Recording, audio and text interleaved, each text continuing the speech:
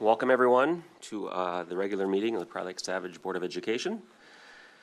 All members are present, and would you all stand and join me in the Pledge of Allegiance? I pledge allegiance to the flag of the United States of America and to the republic for which it stands, one nation, under God, indivisible, with liberty and justice for all.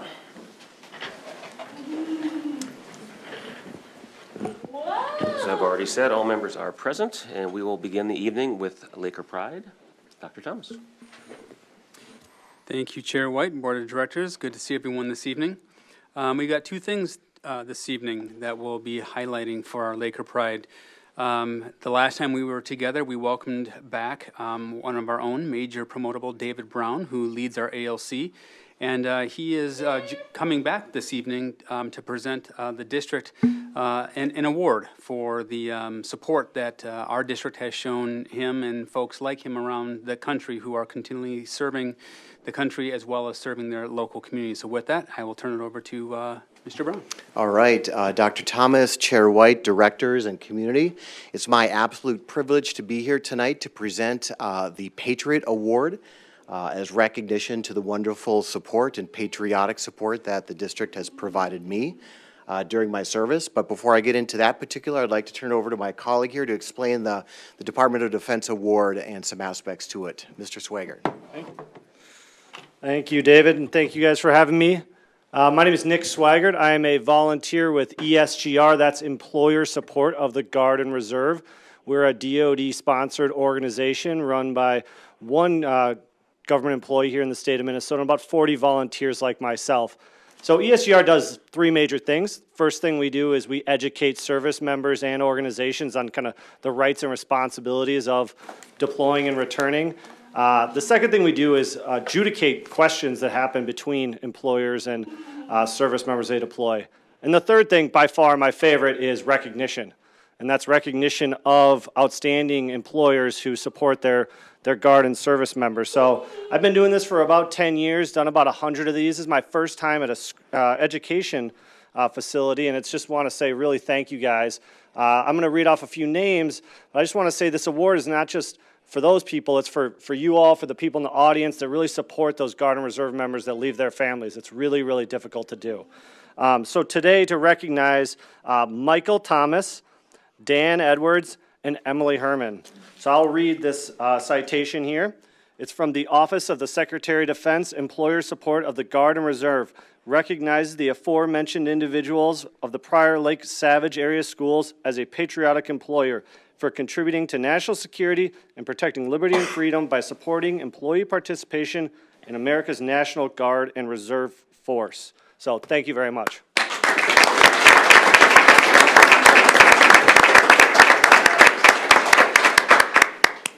I'll turn it back over to David to talk a little bit about what it meant for him.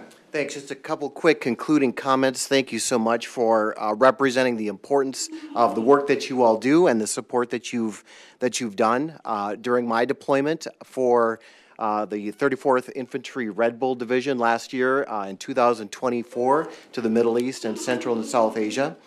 This award is just a small token of my appreciation, not only for me, but my wife, Maria, that we have for the support and the care and the helpful actions that you all did leading up to my transition away into theater while I was serving and back here to my beloved Bridges, which is such a privilege to serve at each day.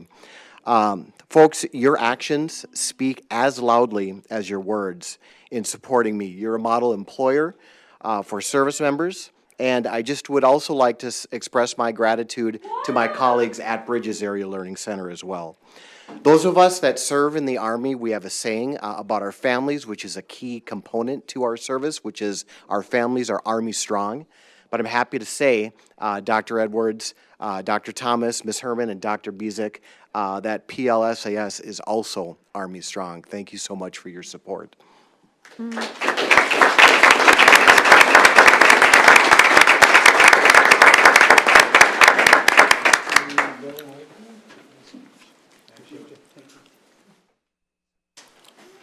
Believe the other two are sitting over here, right? So Dr. Edwards, let me make sure I get Okay, there you go. Thank you very much. Display this properly. Thanks. I believe this one has your name. Thank you very much. Thanks for having me.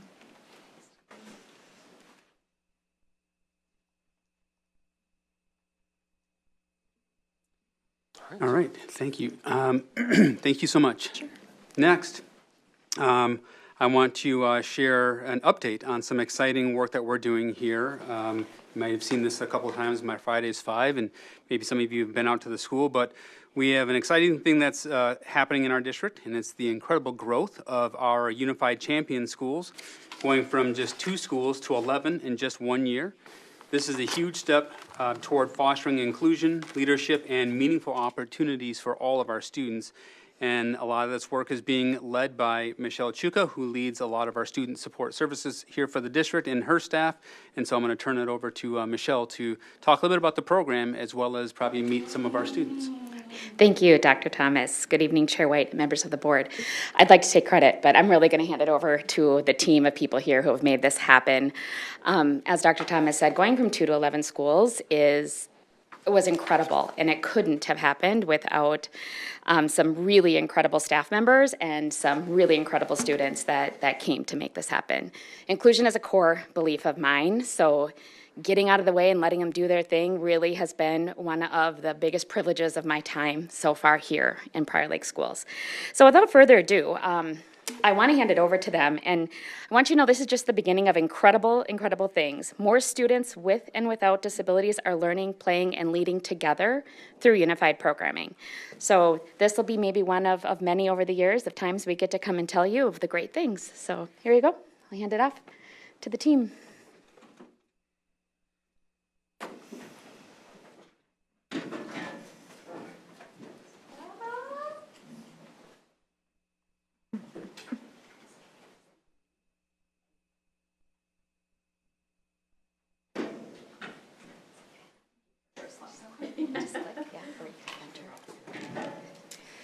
Hi, I'm Hannah Ring. I'm a speech pathologist at Prior Lake High School, and I'm going to give you just a little bit about the history of Unified.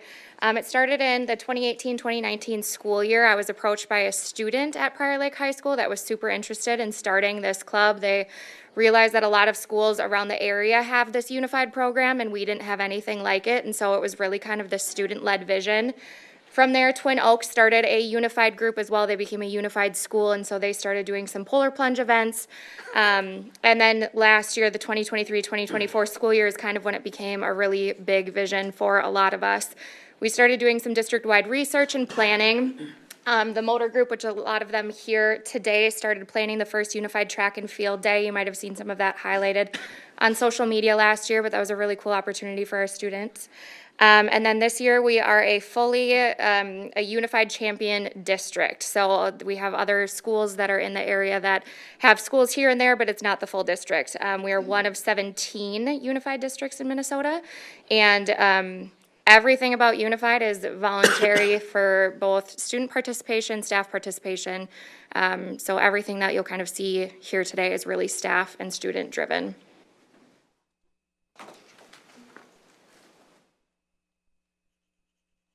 Hi, I'm Megan Head. I'm a DAPE teacher here in the district. This is my second year here, and I've been loving Prior Lake.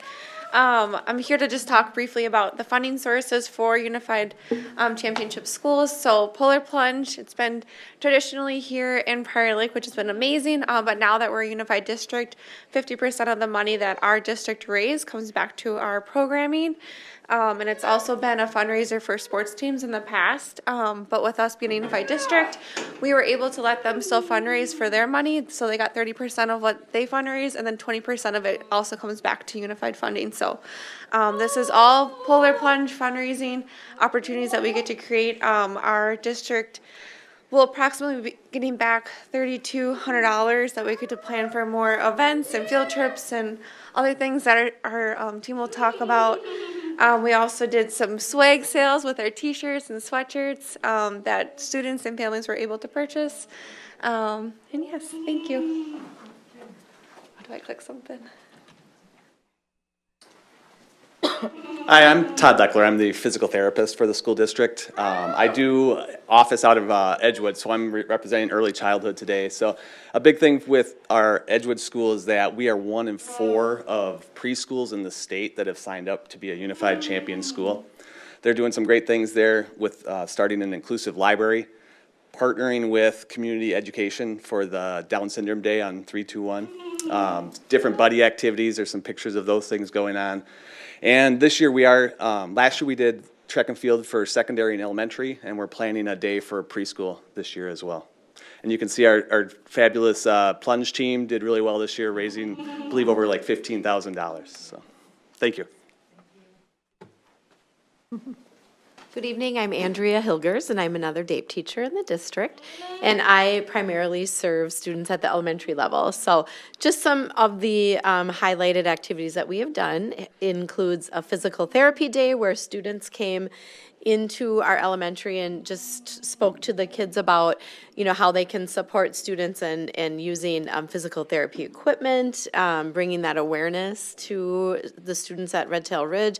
We've done a couple of bowling field trips unified, our track and field day. There's also an inclusive library, so our all of our elementaries and the schools have access to books that also do to talk about disabilities, so they can share those books and talk about disabilities with their peers and read about them. We've got morning announcements where we've highlighted different months where we've celebrated inclusion and those types of things, so we've come up with some morning announcements and then also just whole school activities as well. So cookie decorating and things like that. So some highlighted things that we've done in elementary. Thank you. I'm Ginny Running, and I'm the physical and health disabilities teacher for the entire district, so I cover all levels. A couple of things happening at the middle school this year is they've been partnering with kiddos with all different abilities to do morning announcements similar to what Andrea just talked about. We have a really stellar unified advisory in 7th grade right now that is really amazing. True friendships are being born, and it's just really fun to be a part of and to see. We are hoping for some unified electives next year at the middle school level, so we'll see how that goes. And new this year, launching in, I think right after spring break, will be our unified club between both middle schools. So we've gotten a lot of great interest in that just within a matter of weeks of getting it started. So very excited about that. Now the big stuff. So I'm going to introduce some students that are here to talk about what's going on at the high school. Like I said, I'm Hannah Ring, the speech pathologist at the high school. I'm also the Unified Club advisor at the high school, and then a Unified FACS co-teacher. So today we have Ethan Glenn with us. He's a 12th grader. He's one of the presidents of our Unified Club on our board. We have Lucy Satterland, who's a 10th grader, also a co-president of our board. And then we have Ella Miller, who's a 12th grader as well, and she has been an involved buddy within Unified. Ethan and Ella, they're both throughout their 4 years at Prior Lake High School have been involved in Unified. And Lucy's been a really big pillar this year to our success too. So they're going to share a little bit about the high school. So as far as the Unified Club does, it brings students with and without disabilities together for really fun activities before and after school.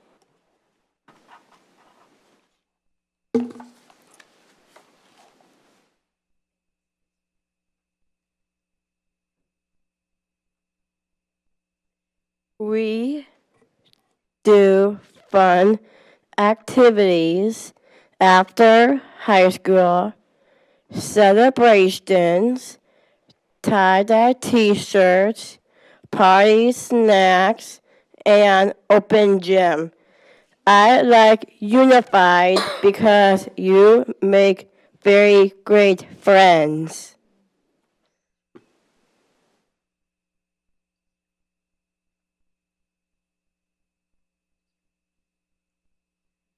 I like the Unified Club because I get to build relationships with kids of like all different abilities and ages, and it's just a really amazing thing.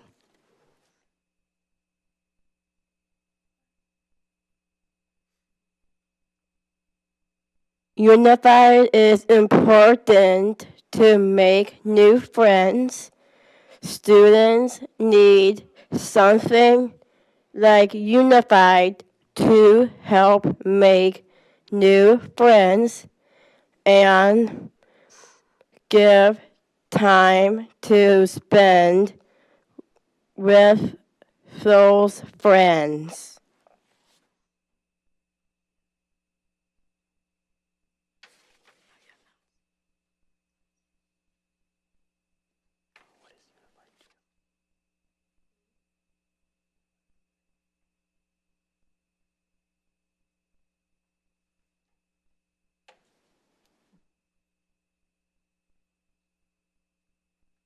Hi, my name's Ethan Glenn, and Unified represents all students of all different disabilities, like Lucy said, and we just really want to give everybody the same opportunity at the high school and give the same experience. And I think it's important to us and Ella. I've known Ella since freshman year. We just became really good friends all throughout these years and really grown with each other and just excited to see what's yet to come.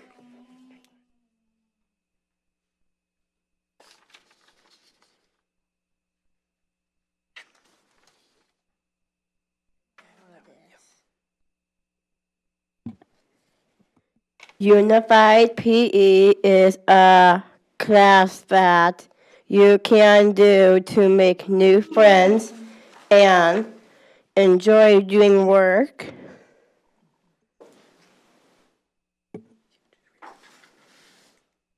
I like Unified PE because sometimes you need something special to help you in class, and you're able to get that.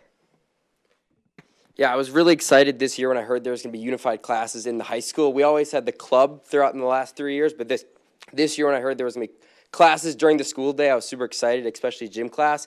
It's just a fun time, a fun hour to go run around, hit a baseball, throw a football, just spend time with each other and really grow on that deeper level. Because it's one thing to be sitting in a classroom and maybe you're studying for a test or something like that, but when you're out there competing with each other, having fun, Ella, I know, is an incredible athlete, so it's fun to be in there, play soccer with her, and really stuff like that, growing those connections.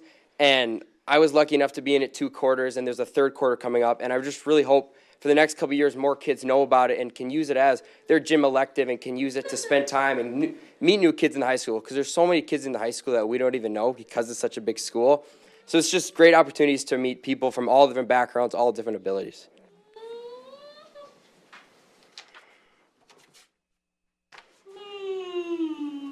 So one of our other classes that we have is Unified Facts, and it is a cooking class that gives students the opportunity to get to use adaptive and really cool cooking supplies. Like we have an adaptive apple cutter, and it was super cool to see kids get to use that. And we've done a bunch of different units so far. We've done units on vocabulary, measuring, knife and cutting skills, and microwave safety, and just again using how to learning how to use those utensils. And then I really like Unified Facts because it's more like opportunities inside of a classroom to be with the students of different abilities and stuff. And one part that I really love is that we all get to walk down to lunch together and get their lunch and then just kind of see them continue their day.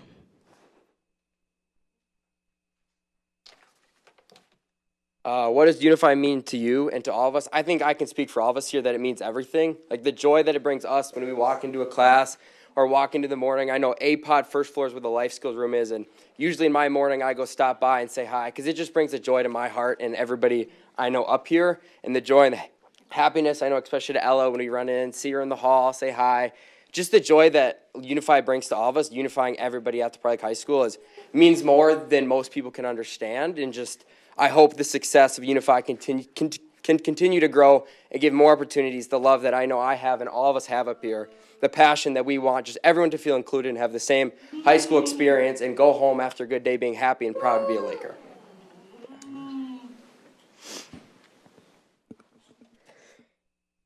To me, unified means having great friends and having more friends.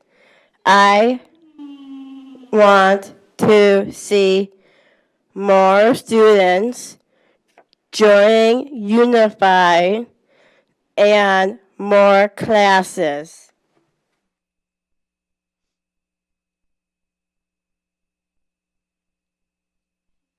And then we just highlighted a couple different pictures. So these are pictures from Phi-Ed, FACS, our club, some different gatherings that we've had, our secondary track and field day. So you can see kind of like in the bottom right corner, we have students that are using some adapted equipment with a balloon and their wheelchairs. So just making it accessible to all of them because they can go into any Phi-Ed class and kind of sit off to the side. But this is really a class that's for them, and then their Gen Ed peers can kind of come in alongside them and help them out, similar to what we're doing in FACS. And then just our events after school are typically a social-based event.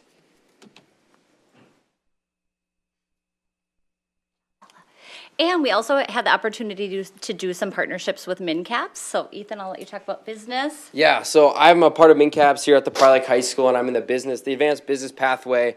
And this year we were lucky enough to do our client projects and partner with the Polar Plunge and Unified. And because of our work, we were able to put all of the sports teams at Prior Lake High School under Unified affiliated. So then the sports team were still getting their 30% back, but then Unified was getting money back. So it was kind of a win-win. So the whole district was getting more money back. So we really just strive to see what can we do. We know all these sports teams are wanting money or needing money, and so is Unified. So we just kind of combined them together. So we were able to promote that, and it was an easier way to put out there saying, hey, we're raising money for Special Olympics and Special Olympics here in our district. So it's not like the money's going all the way across the country. It's here in our community that's helping the people here.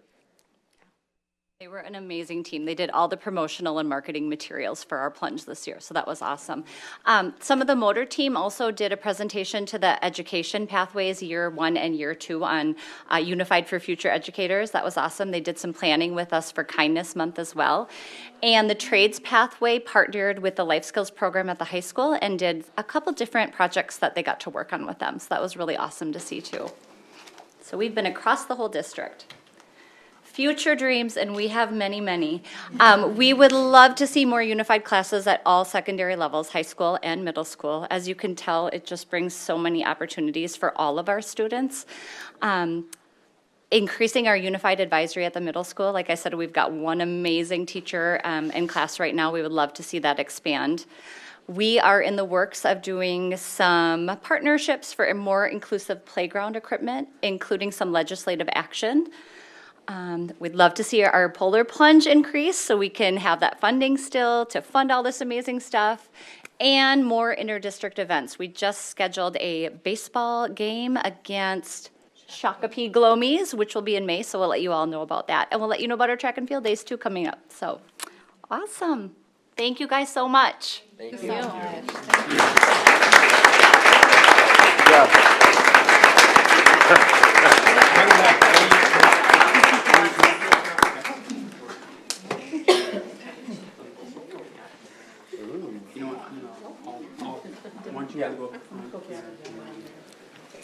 I know, I was going to grab.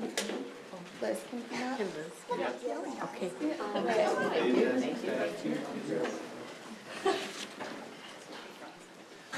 Kevin, you want to be in? No, get as close together as you can. We don't want to be seen. They're the real stars.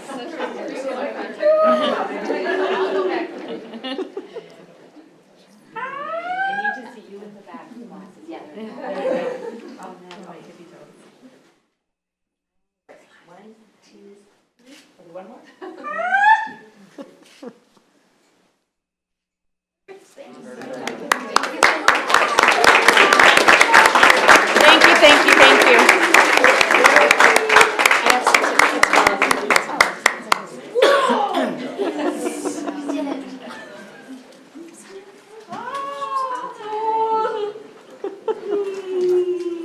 Thank you again, everyone. Next on our agenda is our superintendent report. Thank you, Chair White. And just a brief one tonight, just to remind our families, our students, and our staff that on February 24th, we opened up our survey window, our annual survey that we do, and it's open until this Friday, the 14th, and just want to make sure that everybody takes the time to complete that. We were talking with some teachers today, and they asked, how is this used, and do you actually read through all of those surveys? And I said, guilty, yes, thousands. And so, yes, we really pride ourselves on listening to our stakeholders, whether it's our parents, our students, or our staff, to really help inform the practices of what we can do better, things that are working well that we want to continue to replicate. So again, that window closes March 14th, and I believe at the April study session we'll be slotted to bring that, that we do our annual presentation to the board as well. And then we'll share that out throughout the school year with the staff and our students. So just, that's all I had tonight. All right, thank you. Next on the agenda is the open forum. This is a 15-minute period of time set aside for the board to receive citizen input. I would just remind speakers to try and speak in a manner with which you'd like to be spoken to, and to try and honor the 3-minute time limit. Tonight we do have one speaker. If Dustin Smith would like to come forward.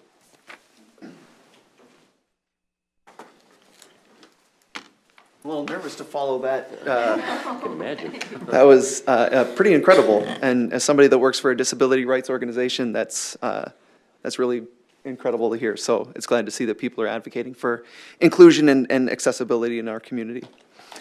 Good evening, Dr. Thomas, Chair White, and directors of the board. Thank you for the opportunity for me to speak this evening. My name is Dustin Smith, and I have 2 children starting in kindergarten next year. That's right, 2.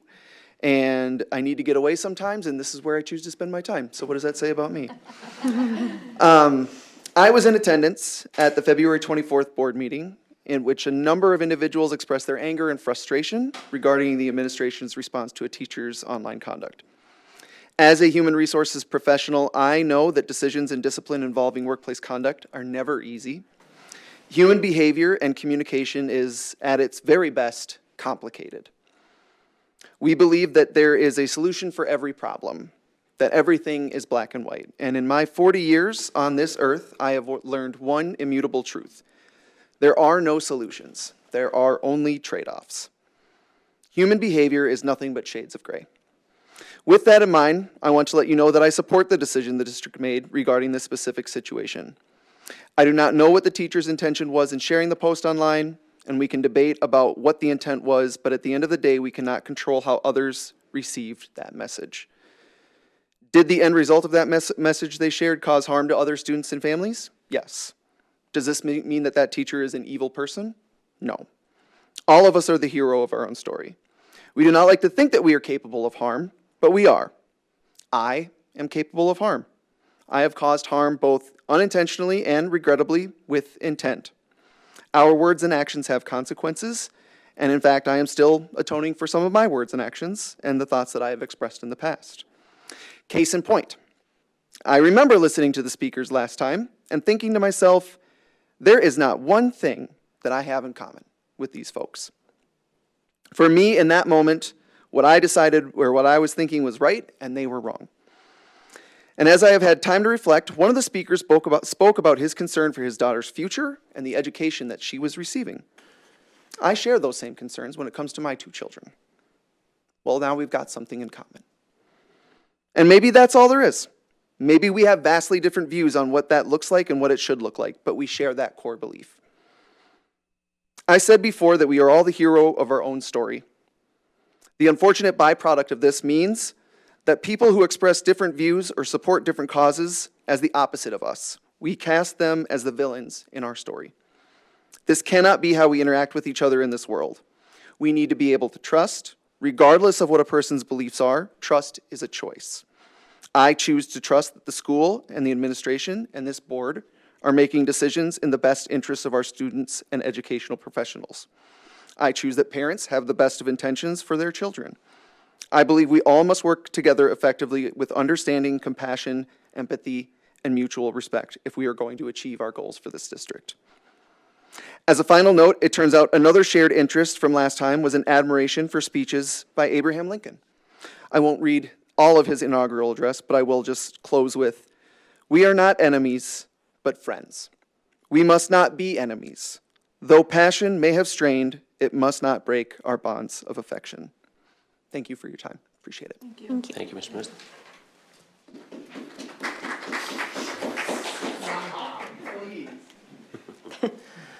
All right, next on the agenda, we will move to the consent agenda. These are items that are considered routine in nature and will be enacted with one motion. Is there a board member that would like to pull anything off the consent agenda before I ask for a motion? Yes, Chair White? Chair White, thank you. I'd like to pull 9D, the monthly financial report, as well as 9F2, district retirements, please. Okay. We'll just move them down to the bottom and call them G and H when we get to that Excuse me, point. Chair White. It was mentioned that we need to approve the agenda first. Oh, thank you. Thank you. Thank you for catching that one. Luckily, I haven't taken a motion yet. So I will now take a motion to approve the agenda as presented So made. by Director, I can't remember his name. France. Director France. At least I didn't call you by the wrong name. Second. Second. By Director Johnson. Any discussion? Hearing none, all in favor signify by saying aye. Aye. Opposed? Motion carries at 7-0. Now moving on to the consent agenda. Is there a motion to approve the consent agenda minus letter D and F2? So made. By Director Atkinson, second. Second. By Director Bullion. Any discussion? Hearing none, all in favor signify by saying aye. Aye. Opposed? Motion carries 7-0. And we'll move down to the monthly financial report. I would like a motion to approve the monthly financial report. So made. By Director Atkinson, second. Second. By Director Olsted. Discussion. Thank you. I just have a question. It's a question I emailed in for Director Frederickson. My question is that in the December monthly financial report, the unassigned fund balance was $14.4 million, approximately 11.7%. And then in January, the unassigned fund balance shifted to $7.6 million for 6.2%. And so my question was, why was the money shifted? If you could help the board better understand why it was shifted shifted. Certainly. Chair White, Dr. Atkinson, members of the board, when we get revenue into the district, it goes into essentially a unassigned bank account. We're allowed to use that money for whatever it was intended for. As I've talked about several times, we have about 40% of our money that is actually categorical, which means we have to spend it for the exact purpose that it was intended. So when we get payments every month, which are metered, by the way, the state doesn't just send us our total allocated revenue. They meter it out a tenth every month. And then there's some other miscellaneous revenue that we do get. But every month, in that pot of money that we call unassigned, because that's our bank account, we don't distinguish all of those categorical fundings. We are required by statute and the Department of Education to specifically have assigned balances in those categorical items. So for instance, capital, the gifted and talented, the Q-Comp levy, compensatories, the staff development, all of those we have to report as separate funding sources. So typically, in the way that you can rearrange those unassigned fund balances to those categorical programs is at the end of the year, you just make the adjustment. Last year, we actually made the adjustment in the middle of March, I believe. The problem by making it early in the year is that there's not, because we get metered payments, there's not enough to quite cover all of those. We'd end up with a negative unassigned fund balance if we did it at the beginning of the year. And we're trying to be proactive and not have all of this work at the end of the year for the audit, because it has to be done. So we did it in the month of February. So the transfer is not moving money, it's just taking those categorical assigned dollars and moving them to those assigned kind of buckets, if you will. Again, we just did it a month earlier this time, so you had less total revenue than you would have done last year when we did it in May or March. So I appreciate that. It looked to me like it moved to debt service fund. Is that correct? No. No?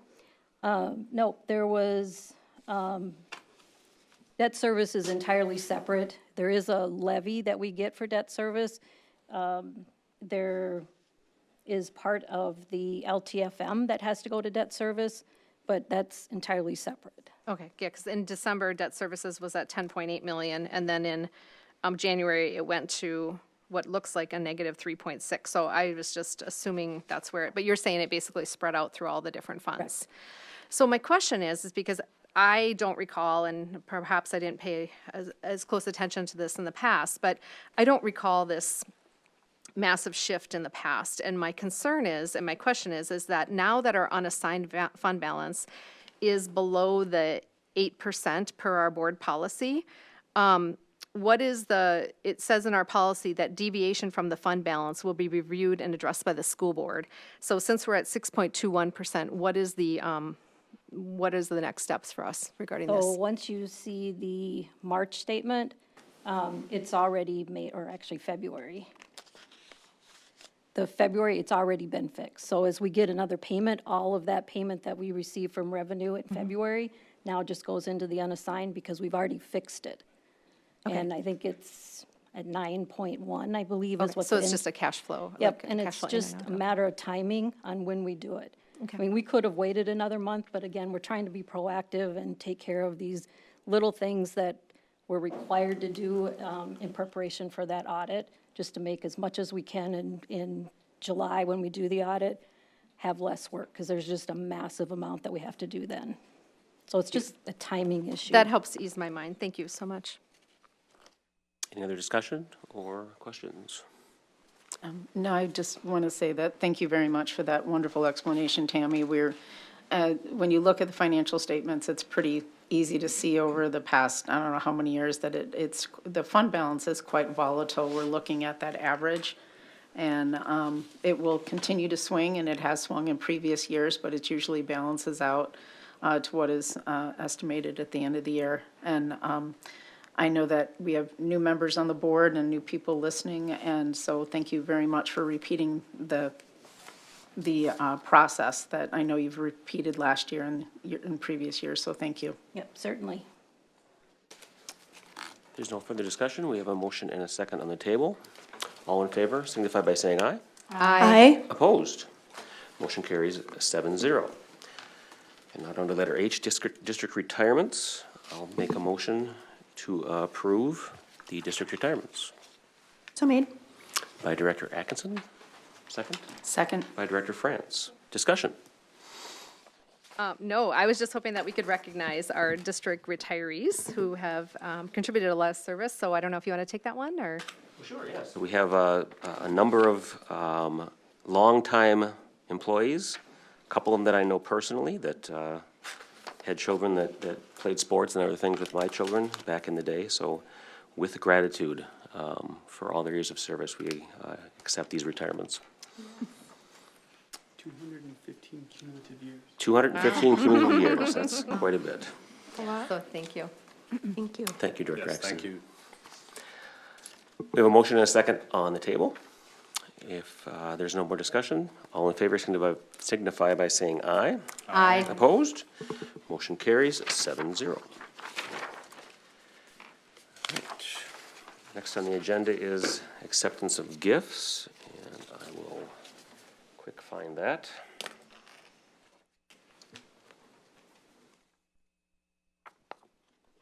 All right, we have one gift this evening. The donor is the Minneapolis Foundation and the Mdewakanton Sioux community. It's a grant of $700 for 5 Hawks for the Understanding Native Minnesota grant, and it will be used for the purchase of books and to help improve the narrative about Native peoples and their histories and culture and tribal governments. This does require a roll call. I'll now accept a motion to accept this gift. So made. By Director Johnson, second. Second. By Director Bullion. And we'll start at the end. Director Olsted. Aye. Director Johnson. Aye. Director Atkinson. Aye. Director Bullion. Aye. Director Franz. Aye. And Director Mason. Aye. And aye. That motion carries 7-0 with gratitude. Next on the agenda is personnel items. Director Herman. Thank you, Chair White, members of the board. The first one we are presenting today is on behalf of co-curricular coaching. This is already agreed upon booster funded position. Recently, the boys volleyball has joined the Minnesota High School League, so we are adding a B squad position that will be fully funded by the boosters. Okay. Is there a motion to accept? So made. By Director Franz, second. Second. By Director Mason. Any discussion or questions? Just happy that we finally got it in. I know they've been trying for some time. All right, there's no further discussion. All in favor signify by saying aye. Aye. Opposed? Motion carries 7-0. And then additional staffing, Director Herman. Thank you, Chair White, members of the board. The next staffing request is from Community Ed.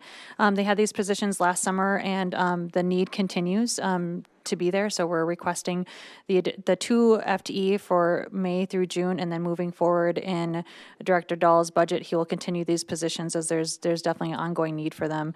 They'll serve the same role that they served last year, helping ensure that they can meet the additional registration needs of their summer programming, and it's all funded out of the 04 Community Services Fund. All right, thank you. Is there a motion to accept the additional staffing for Community Ed? So made. By Director Atkinson, second. Second. By Director Bullion. Any discussion or questions? Hearing none, all in favor signify by saying aye. Aye. Opposed? Motion carries 7-0. We have no unfinished business, so the next item on the agenda is new business. Our annual compliance vote for American Indian Education. Director Oak. Good evening, Superintendent Dr. Thomas, Chair White, members of the board. Every year, our American Indian Parent Advisory Committee hold a vote, a compliance vote, to state whether they concur with the district's offering, educational offering to American Indian students. This year's vote is by a vote of 15-2, non-concurrent.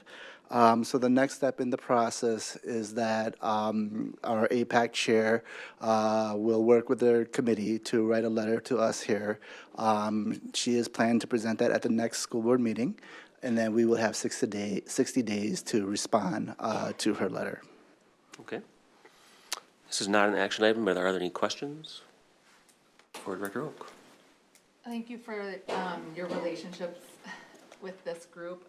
We did increase by 2 votes, positive votes. We did. So celebrating the little wins.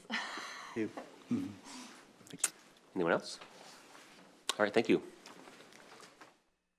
Next on the agenda is the 25-26 budget enrollment projections, revenue and expenditures. And again, a report only. Director Frederickson. Thank you, Chair White, members of the board.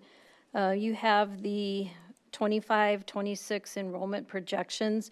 At our last Finance Advisory Committee, we talked about the different ways that we could look at projections, and we had agreed that we would use a linear progression model with a 3-year weighted average. So that's the chart that you'll see what that would look like. We are still kind of working with the enrollment numbers. We still have some kindergarten challenges, which is the second report that you'll have in there for kindergarten enrollment. We still have less than what we were hoping for. So we're still about 40 kids down from what we anticipate. But again, we'll continue to watch it and we'll make adjustments. The final vote for the budget is in June, so we'll continue to make adjustments as we see fit. I don't know if you've heard, but the state set the inflationary factor for the formula allowance at 2.74%. We were using 2.5 in our budget, so that's about another $140,000. There are some items that the governor has proposed, so we're kind of waiting to see what legislation does with that, and we may have to make some last-minute adjustments around that. So we'll continue to monitor the what happens in legislation and continue to keep adjusting the revenue projections. The kindergarten enrollment, as I said, is the way that we calculated that was from the 28th of February, and we looked at how many were enrolled with the open enrolled, and then compared that to where we were previously in the other years. So we're still about 40 kids down from what we were hoping to see. But we'll keep hoping that we're going to see more in the next month or two.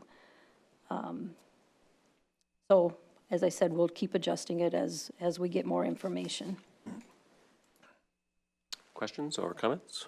Director Frederickson, can you tell me why it looks like on February 3rd, it looks like there were 78 open enrolled versus on February 28th, there was only 7.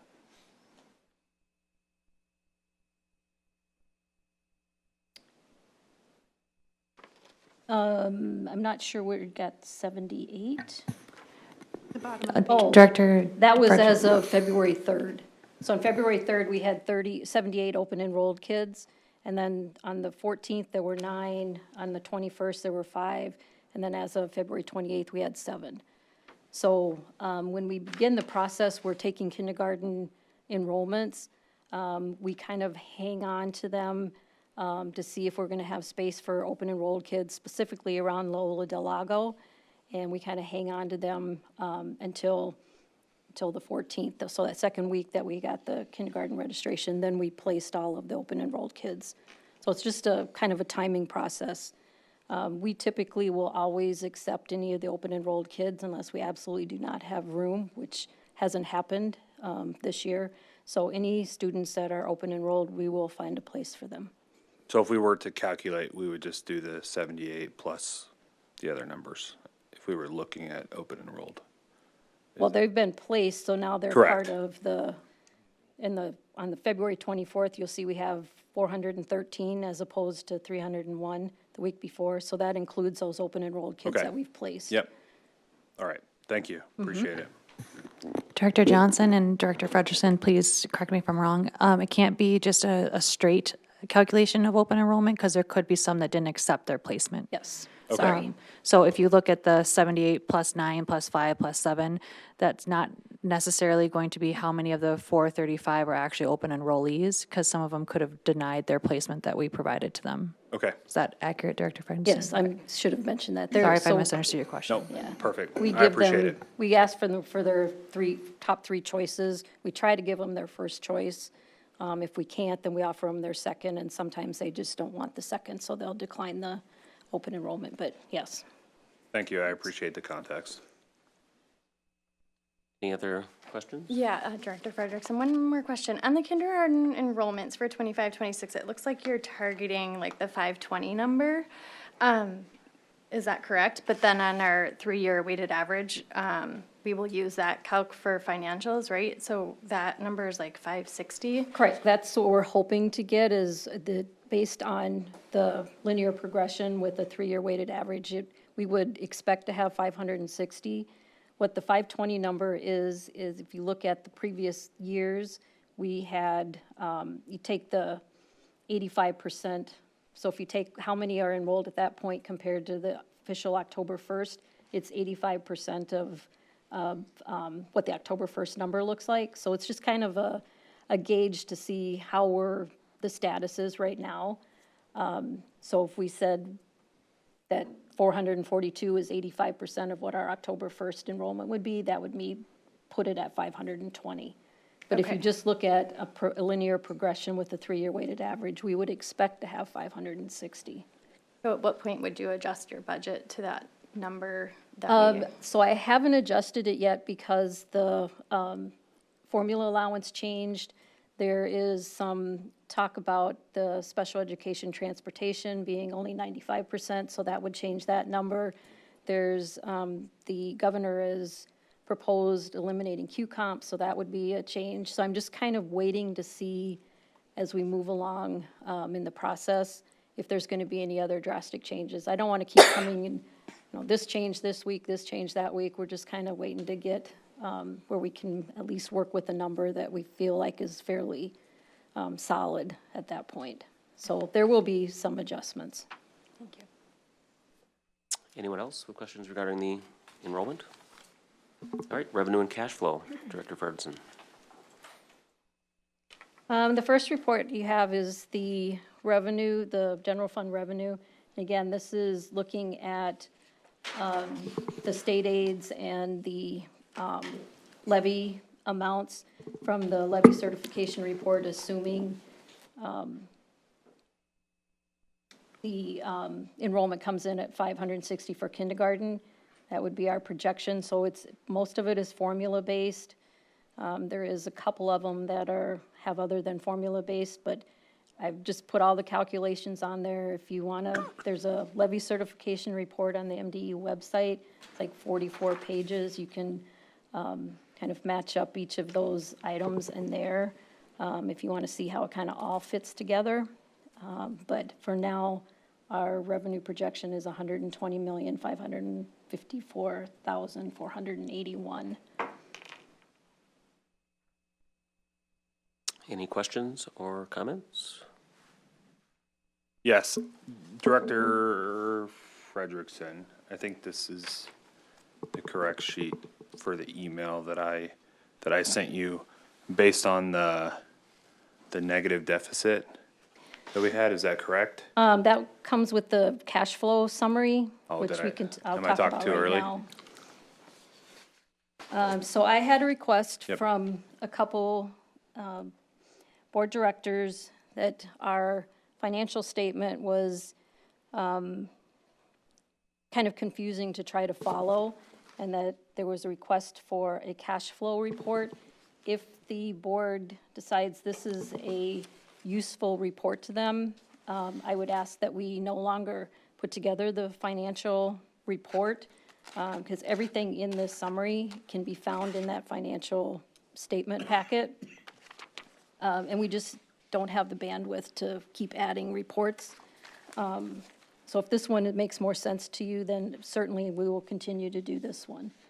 The way that we do a cash flow forecast is you essentially take your expenses in each of these categories, or revenue and expenses in each of the categories from the previous year, you assume some inflationary factor, and then you take the actual amounts from last year, apply the inflationary factor, and then that becomes your forecast for the current year.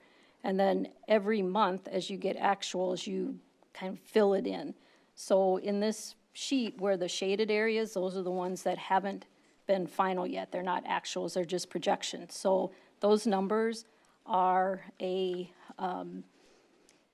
percentage increase from the actuals from the previous year.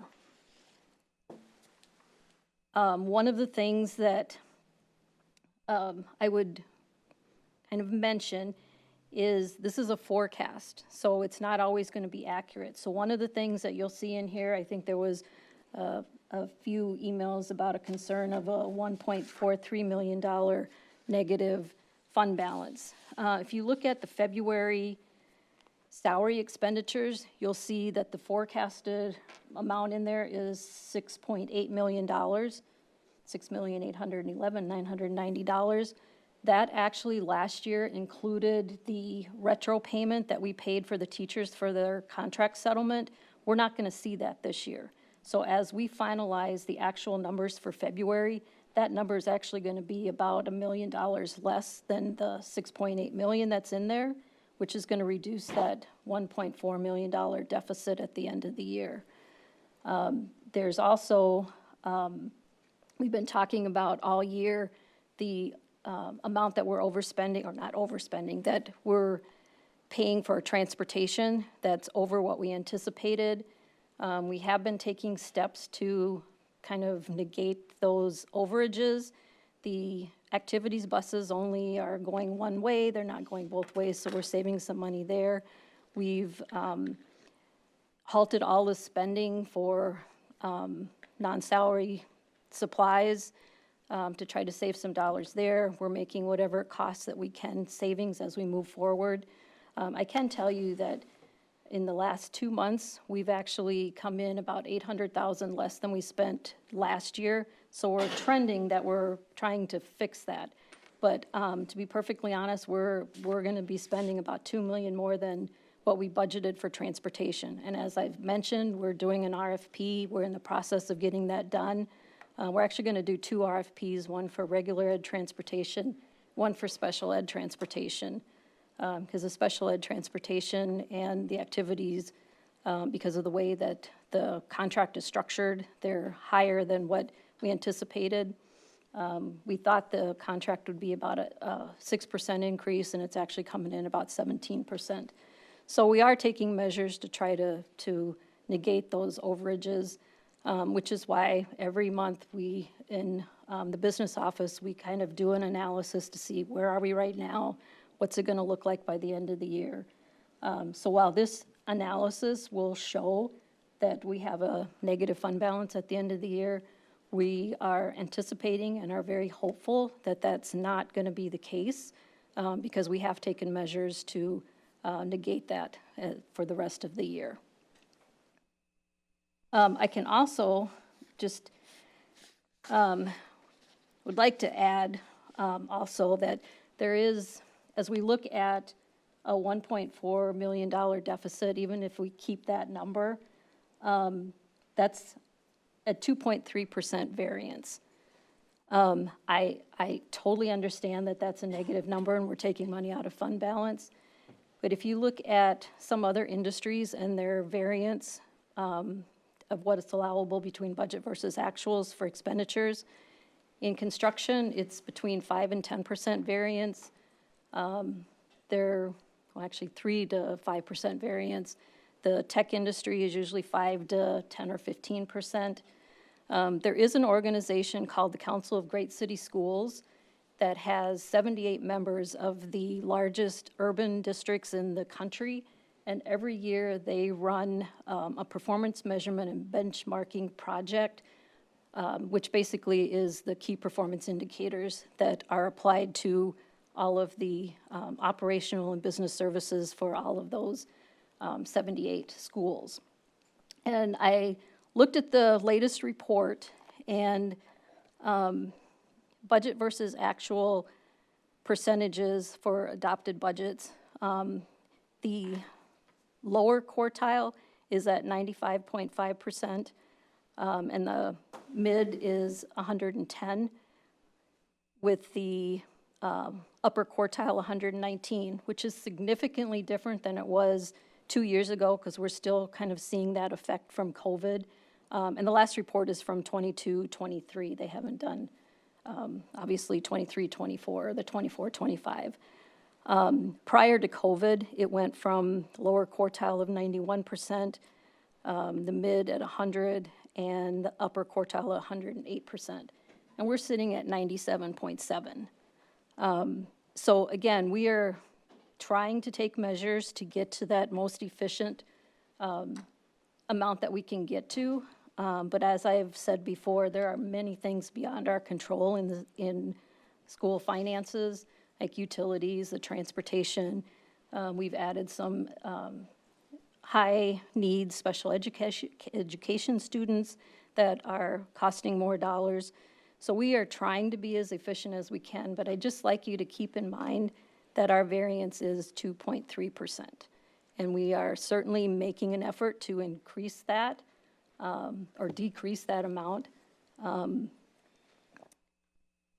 But it is within benchmark of what the Council of Great City Schools has put in their KPIs. Any other? I have a couple of questions. So it looks like most of the overage that you're projecting is in the purchase services. Is that where transportation falls? I figured. Yeah, I mean, that to me is like 18.587 to 16.7. So that's like 11% overage, I believe, or somewhere in that neighborhood. So are we taking measures to cut in other areas for purchase services? Because I think that RFP for transportation wouldn't kick in through until next year's budget, right? I mean, there's nothing this year that would save us. So yeah, as you take it as a whole, while the purchase services is 11.1%, it's also, it's $16 million compared to the $70 million that our salaries are within 1.1%. Yep. So that bottom line is that 2.3% variance, and we are doing what we can to decrease that. You'll see other expenses is reduced by 21%. Capital expenditures is where we're saving some dollars. We're at a 1.8% variance. So we are, again, making whatever reductions we can. This has luckily been so far a mild winter. So I'm hoping that our electric bills this winter won't be as high as they were last year or the year before, so we will gain some there. But again, this is the business office every month goes through a complete analysis to see where we can make some tweaks to reduce whatever we can. Okay. And I just want to say thank you for supplying these reports. I think they're super helpful personally. And then, so as far as like the projected amounts going forward, you will adjust those every month? Correct. Is that what, okay, we would see just as we're, saving on expenses, we'll see that number come down? Correct. Okay. Any other questions? Director France? So you had made a comment at the beginning that if we want this cash flow report, that other reports would disappear, including the ones that compare last year's year-to-date and all that? The information that's on this cash flow report is found in that financial statement report. So the request was if we can do this, which is essentially getting the information from that report that you wanted to see, that I would not do that financial statement report. I mean, if it's not being helpful, we don't need to go through all the work to produce it if it's not going to be a useful tool for you. Which financial statement report? That whole packet, just that. The monthly packet. There's other funds in there. The monthly packet that we would produce, that was one of the things that we were saying, that we would just pull the essential information that was relevant for a more on-time tracking. And this is much more efficient from our standpoint as well. So that's that big monthly one is what we would suspend, and if anything, maybe quarterly at best. Okay, but is that also include the balance sheets for each of the funds? It was my understanding that those weren't really being used, that we're just looking at the financial statements and that this report, the cash flow report, would replace that. Okay. I liked the balance sheets from a financial perspective. They were useful to me. I don't need your write-up because you always go through that. But those balance sheets and the revenue sources, comparing last year's numbers also from where we were last year at 2024 and all that, just because that data is not in that report. So I don't know, would you consider taking feedback? I didn't realize you were replacing other reports. Yeah, we could certainly do feedback. And I'm 100% in favor of lessening your workload. There's no doubt about that. Yeah, I'm just concerned that because these reports have to be done a week before the board meeting, and we're already stretched to try to get them done by Wednesday because of the bank statements and everything else, that adding one more report on there is just going to stretch us pretty thin to get them done by that board packet on Wednesday. But we'll do what we can. Okay. Director Chair Frederickson, White. I'm sorry. I was going to say, the monthly highlights, I could go without because you're repeating everything that's in there and stuff like that, but would it help if we gave our input? I don't want you to go through all the work of that huge report because lots of it is redundant and it's already in the transaction reports, it's already in the summary reports. It's just being restated in different ways. But I do really like those balance sheets and the comparison to last fiscal year. But if there's anything to be automated through Infinite Campus, as much as possible, particularly since it seems to me that the write-up that you do to summarize on the monthly highlights, that seems to be manual. I could go without that, but those balance sheets are really nice. And they do say everything that's in the other one, because I'm not so much interested in what's projected. I'm interested in where we are year-to-date compared to where, because I understand the fluctuations. Okay, I will make a note. Director Atkinson? I was just going to add, so I'm wondering if, because I would agree, there's a couple pieces of components of information that were in as in the monthly financial report that I don't feel like is reflected on this report. The last year component, I'm wondering if you could just add like a year-to-date last year comparison. And then also, there's no budget listed on here of like where we are, like what our actual budget is. So unless I missed it. But I know like with our revenue, we're at 121.8, I believe is our budget. And then it shows where we're gonna project, but it doesn't show how we compare to budget, like we're over, under, whatever. So I personally would like to see, and I don't know if you could add the last year component, how we compare to last. Is that what you were asking for, Director France? Well, first of all, there's a lot of other information here too about the PMA and all that, because then you can understand the cash flow that comes in and the impact, et cetera, particularly on some of the other funds. So that helps explain a lot. And if we take too much out, then we're going to go through explaining again and again. And that's what I also don't want.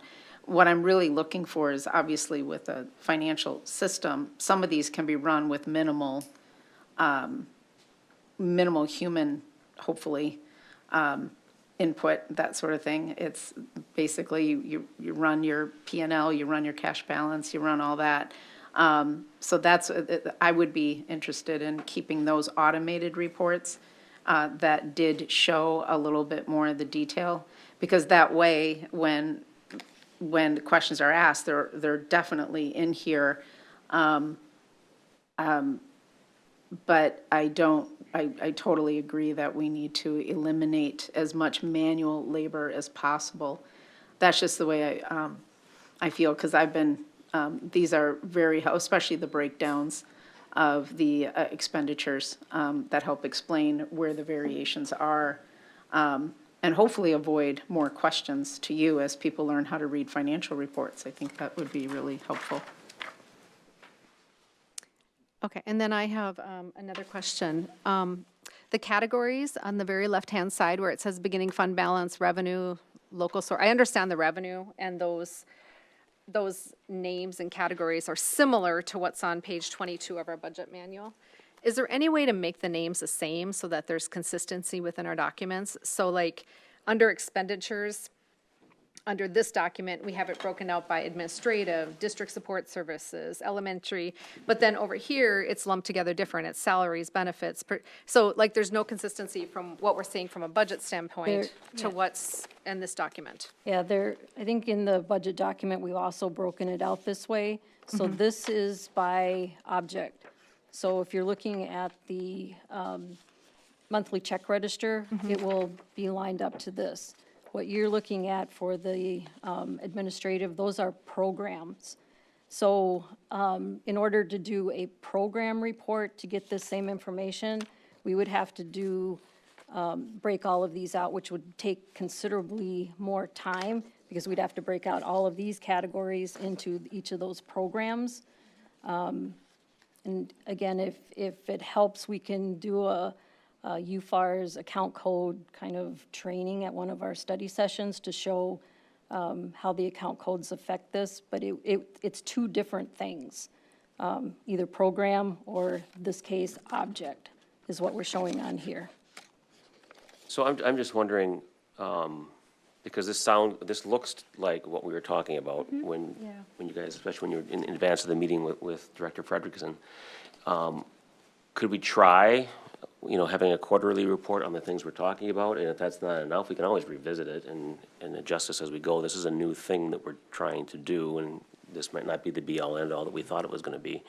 So, is that information too infrequent on a quarterly basis for you to start with? Or, you know what I'm saying? I mean, I'm trying to Director Francis' point, we wanna increase your workload. If anything, we'd like to decrease it if we can get the same information. Yeah, I think the conversation was to have something very simple and hopefully reduce your workload on a monthly basis. And then if we can have the full report on a quarterly basis, I think that was what I think we had talked about, yeah. Is that okay moving forward, just to, I mean, No. trying to get a consensus here we could, again, we can move ahead, try it. If all of a sudden we're 6 months out and we're not getting it often enough, we can always, revisit it and come back to that. But I'm just trying to see how we can move forward from right here and from this report. Just a couple of things. First of all, with the new financial system, the update, the UFAR's description isn't showing up on that anymore, which I think would help people who aren't familiar with the accounting codes. If that could be done, that would be hopefully easy, but I don't know if that's a custom report and it's not going to fit or whatever, because I noticed the typeface is a lot larger now than. Not an option in the new Skyward. We would have to manually add that. But I can certainly put together kind of a cheat sheet that would at least give you, I think from the check register, the two that you're going to be looking at are probably the first two numbers, which is the fund, and the last three numbers, which fits these categories. Right. It's the object codes. Yeah. But there's also building and Right. what fell into LTFM and what didn't and what fell into programs and general. the site. And I think the UFARS does already have a pre-printed cheat sheet that, so please don't do any, I wouldn't even ask that. I'm used to seeing them over the years, but I understand that it looks a little confusing now. It is very confusing. It's a lot of numbers. Yeah. So the what shows up quarterly, I pretty much wouldn't even need the write-up quarterly.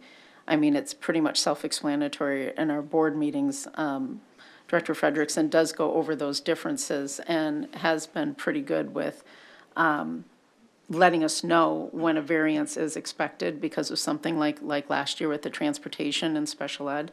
We knew 3-4 months ahead of time as they were trying to work through the numbers.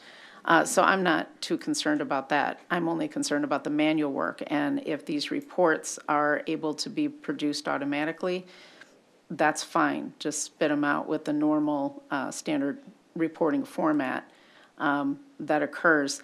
My concern is with putting in the projected numbers because it's a linear projection and it's not going to reflect the volatility that we do have when things are paid out. I mean, the end of the year, with summer payouts and December also. So trying to do a linear projection, I think is going to be more misleading. That's my opinion, because we're not linear. So that's why, but the July, August and stuff like that going through the year, that's the exact same number that we get. We just get through to date month, through year to date, and then comparison to last year's. If that's a manual report, then I'll suffer because I don't want you to go through that work. I mean, I can add them up myself. But I am concerned about the projections being a little bit misleading. Yeah, the projections, like I say, the way it's calculated is previous year times whatever inflation factor you're building in there. So it's not necessarily going to give you, if this is what you're expecting to see in the final financial statements, it may or may not be true.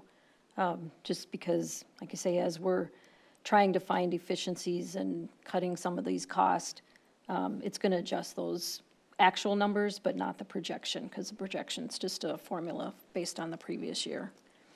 Can I ask a question about projections? You had mentioned that the February number, it's calculated to be about $1 million over. And now you just said that it's basically a manual calculation that does a percentage over last year. Why wouldn't, if you knew it's going to be $1 million less, why wouldn't you manually put that in so we get the most accurate picture as we can in the projection, if you know that that's the case? We could do that, but in my 32 years of doing this, there is always something that's going to come up. So if we're going to be as conservative as we possibly can, I would just let it run out and then make sure that each month when we get the actuals that we're actually doing a real comparison to see, is this what's going to happen? I think last year or 2 years ago, we had a snowplow breakdown, so we had to buy a snowplow. So there's always something that comes up. I would rather err on the side of being conservative rather than saying, oops, now we're going to spend more rather than we're going to spend less. I'm a little challenged by that because as a financial analyst in my role in the business world, you give yourself the best guess month to month. And so I think as a board member, I rely on your expertise of you knowing what happened last year versus this year and how does that number project out. So I certainly can change those. One of the challenges is going to be June. June has all of our audit entries in there, and those are going to be absolutely going to be a guess at this point. Audit entries, depending on what new GASB rule there is or what lease laws change. There's just a whole multitude of things in that June. So June is the one that's always going to be really volatile. Yeah, that's understandable. So I just tended to leave it the way it was so that we could kind of see what happens with June. We also have all those other, so teachers can choose to either be paid through the school year or all year. And if they choose to get paid the 24 payments, then in June, we have to pay them their July and August payments. So June is always going to have extremely high payroll because we're paying them out those June and July payroll checks that they earned in the current year. So those are always going to be in there. There's also a lot of any of the teachers on call. We don't know what those look like yet. So there's just a lot of variables that, again, I tend to be conservative in making these estimates, but we could certainly change them up front. And then hope that something doesn't, other things come up as we're trying to make adjustments. And hence my statement that the projections are, I mean, they're just linear projections. They're not reflective of reality or the fluctuations that a school district has every month. And what I don't want to see is, people spending more time trying to figure out why a linear projection doesn't match with reality rather than looking at a real financial situation. I would suggest that the board members take a look at the reports that are in there and figure out which ones they can go without. And if Director Frederickson could let us know which ones are manually intensive, that would help too. I'm seeing a few that are obvious because they're not an obvious financial report.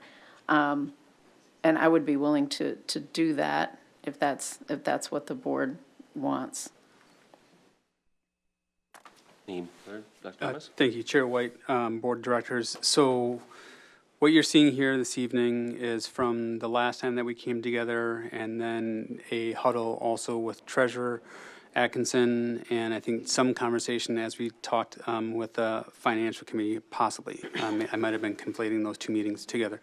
But here's what I would propose, Chair White and Board Directors.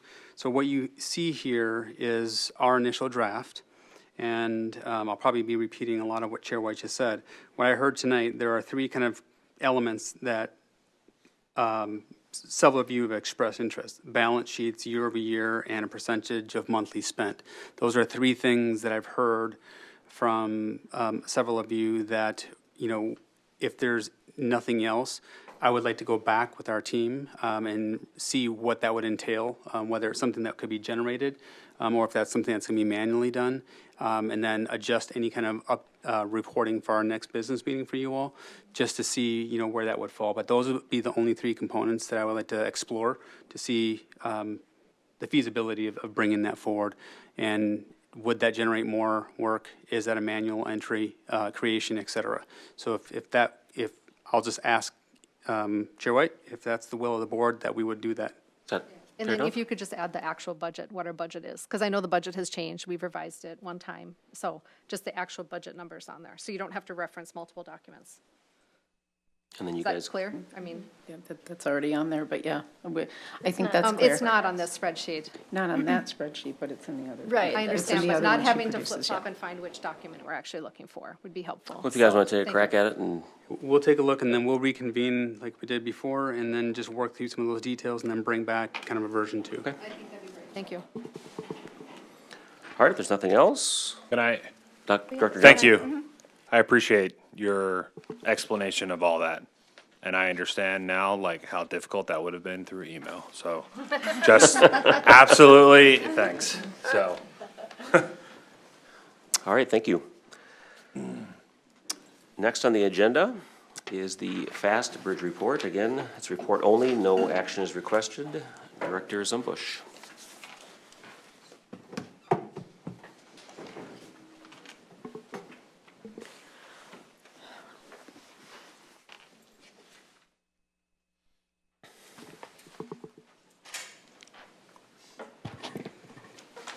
Well, I was going to say good evening to Dr. Thomas, but he's not there anymore.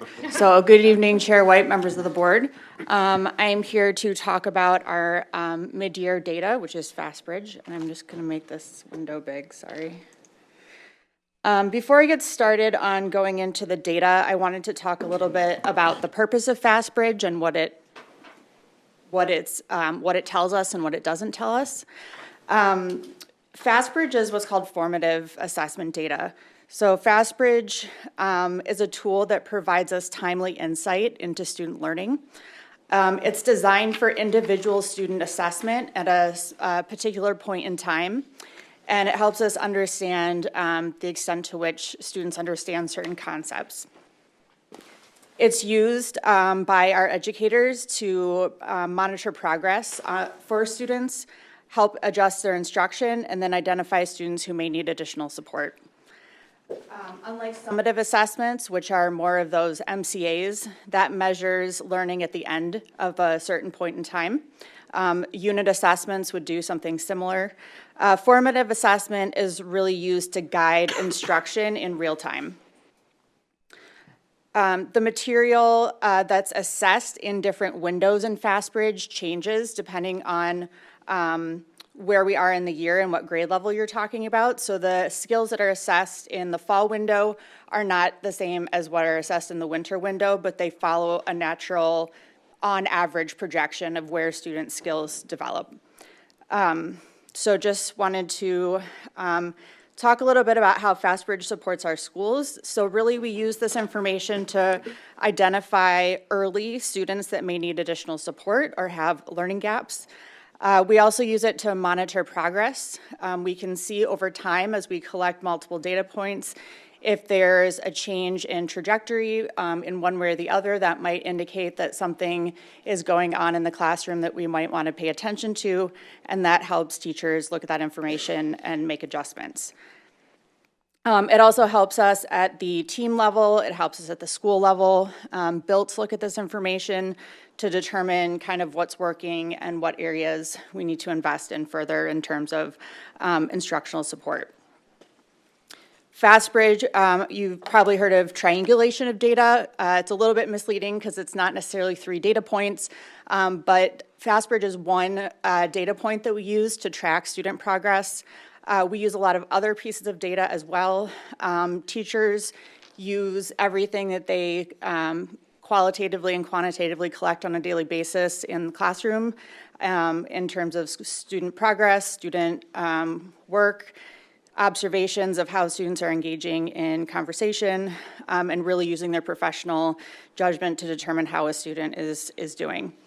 It's really meant to be a snapshot in time, and it, as any assessment, it can really be influenced by various factors, such as the test condition or whether the student feels like doing it that day.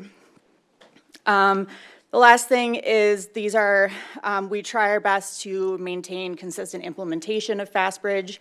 That requires ongoing professional development with teachers and staff.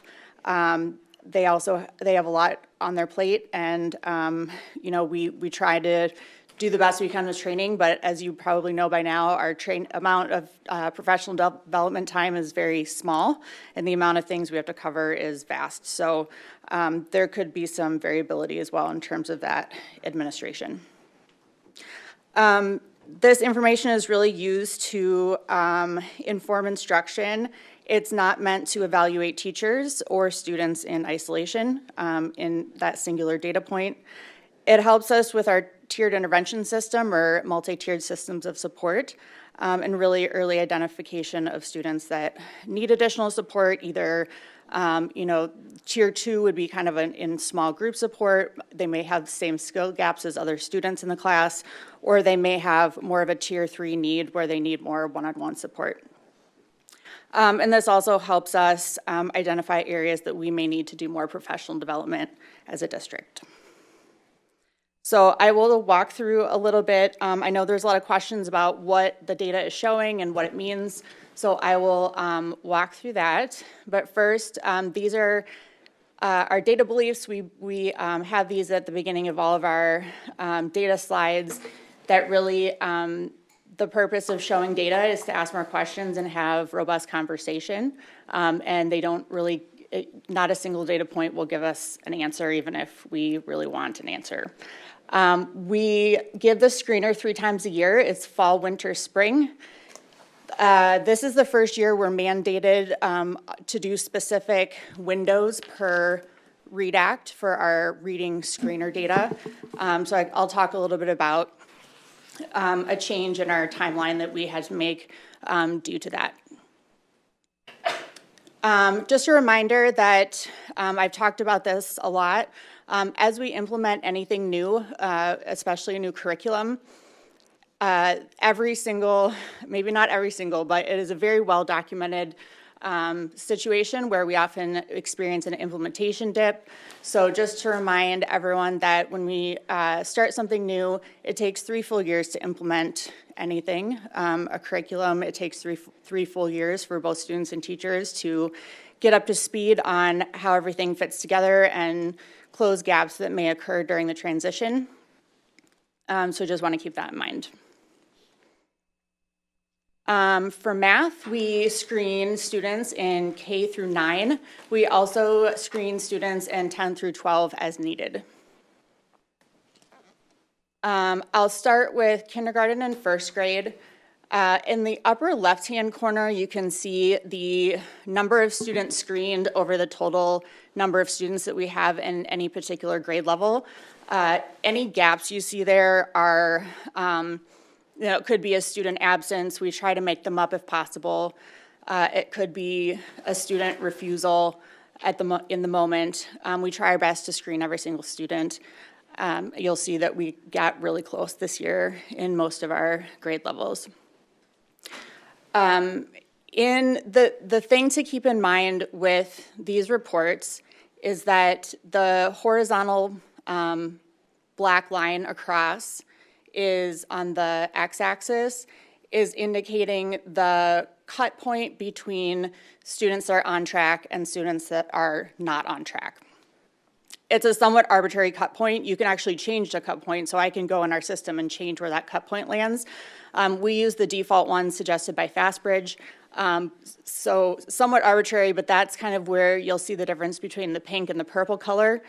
In kindergarten and first grade, which is early math and early reading, the purple is all one color.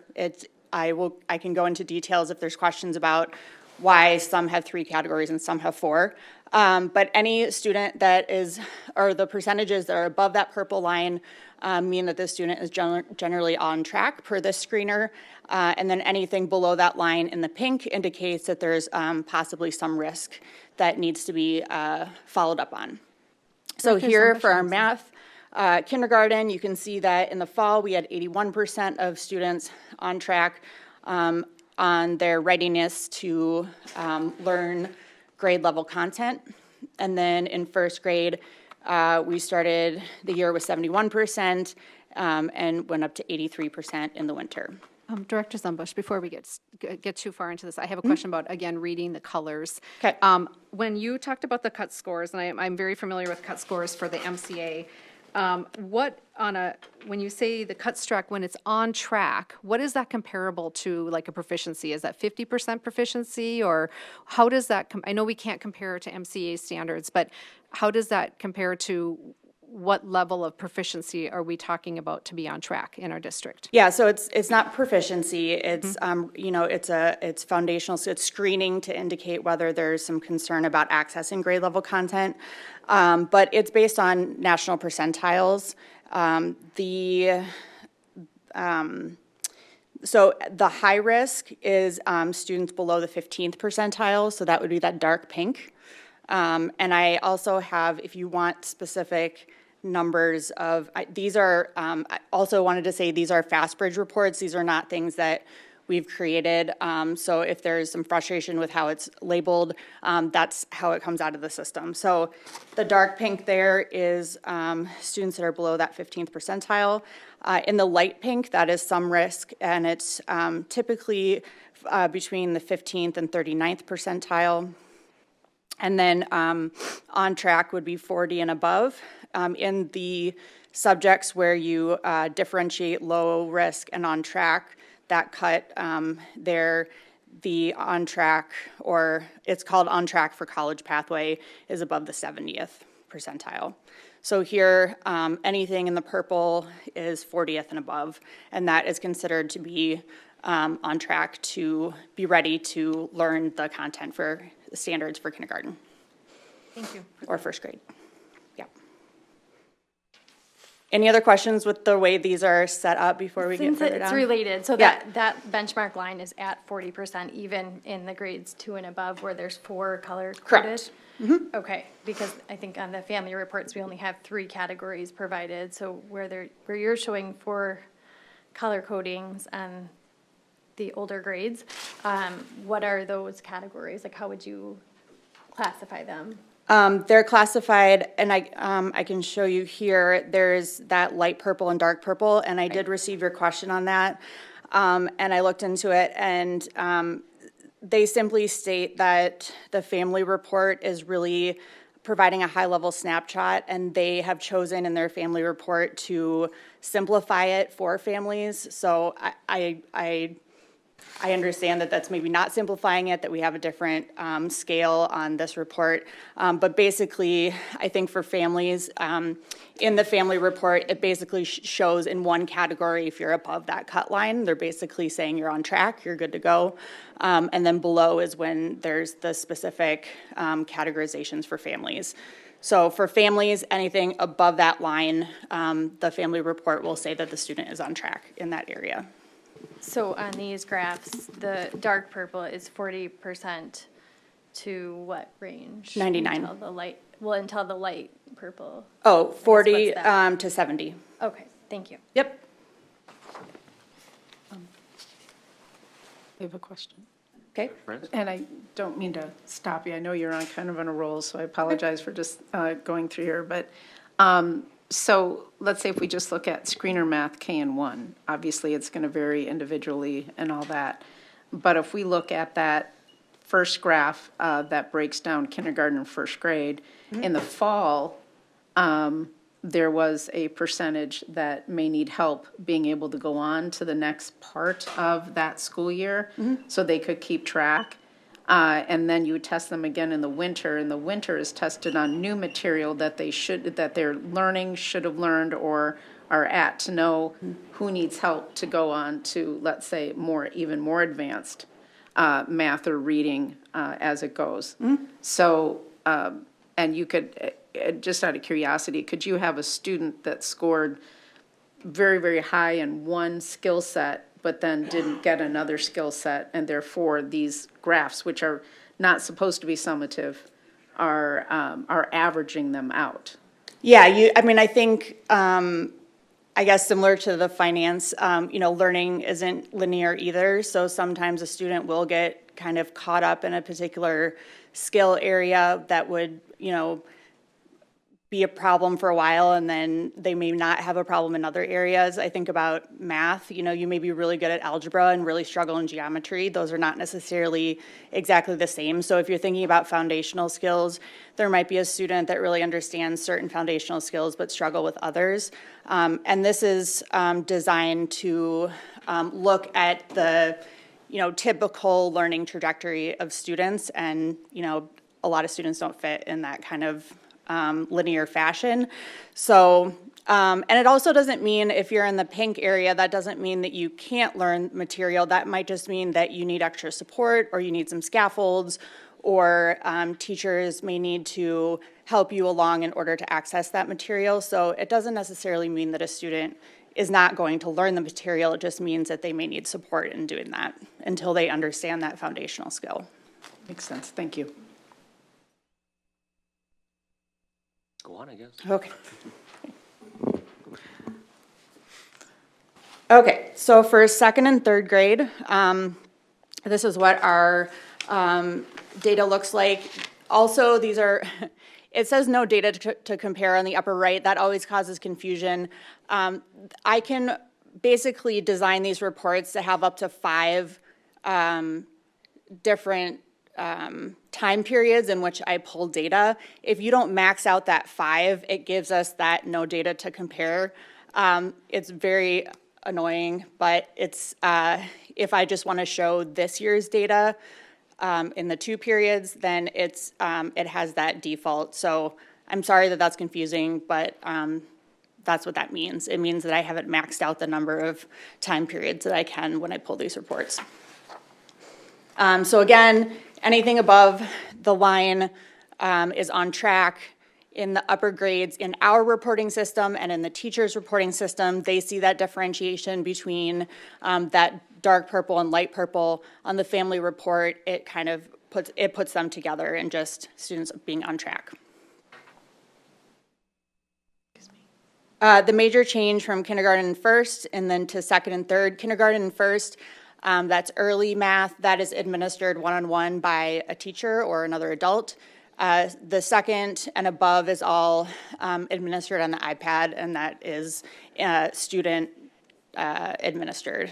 And I know that came up a little bit during our finance and tech discussion, but students take all these assessments on their iPads starting in second grade. This is the data for fourth and fifth grade. You can see it's fairly, I would say, non-significant change in terms of the percentage of students in the at-risk categories here for grades 4 and 5.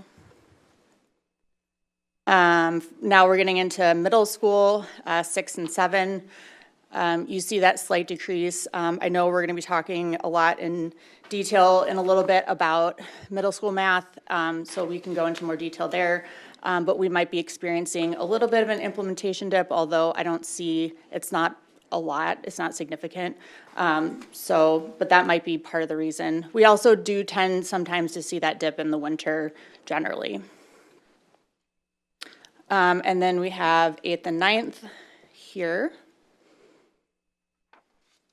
And then once we get past 9th grade, the tool is available for any teacher that might have concerns or questions about foundational skills, and they can administer those to any students grades 10 and above.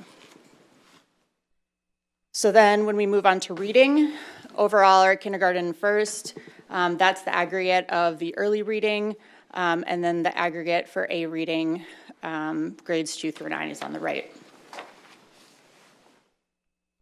When we look at kindergarten and first grade, we see that big decline in kindergarten from fall to winter.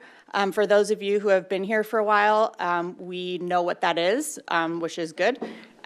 We looked at that, we noticed this dip a couple years ago where it kind of brought to our attention, maybe there was something that we needed to learn more about what was going on there. And we talked to our kindergarten teachers, and they said basically that our foundations curriculum, our scope and sequence and pacing guide is not aligned to our window for winter FastBridge. They basically said the winter FastBridge is assessing skills that we are about to deliver in terms of our instruction. We took a number of classrooms, and after that next unit, we screened students again in kindergarten and noticed that the scores were night and day. They went way, way, way up. So last year what we did is we adjusted our winter screening window to adjust to the pacing of foundations, and we saw really good stability in our data. The reason we are back now to the original screening window is due to READ Act requirements. So we were given specific guidelines on when we had to administer our winter fast bridge. So here, this would be, something that out of context might look concerning, but we know from our studies over the last couple of years that this is a kind of a timing issue with foundations and our winter screening window. I think as we talk more about READ Act and understand whether foundations will be staying, and if it is, how we will be adjusting that to meet full guidance of the READ Act, we'll revisit this and figure out kind of what our full curricular package will look like at that kindergarten level. Director Zumbush, how long have we had foundations in our district? Do you know? I know it's been here for a while. I was going to say 5. So we're 5 years into the implementation of that curriculum. Mm-hmm. Okay. Okay. And then now we're into A reading, which is 2nd and 3rd grade. Again, back to those 4 categories for here. Still 3 categories on the family reports.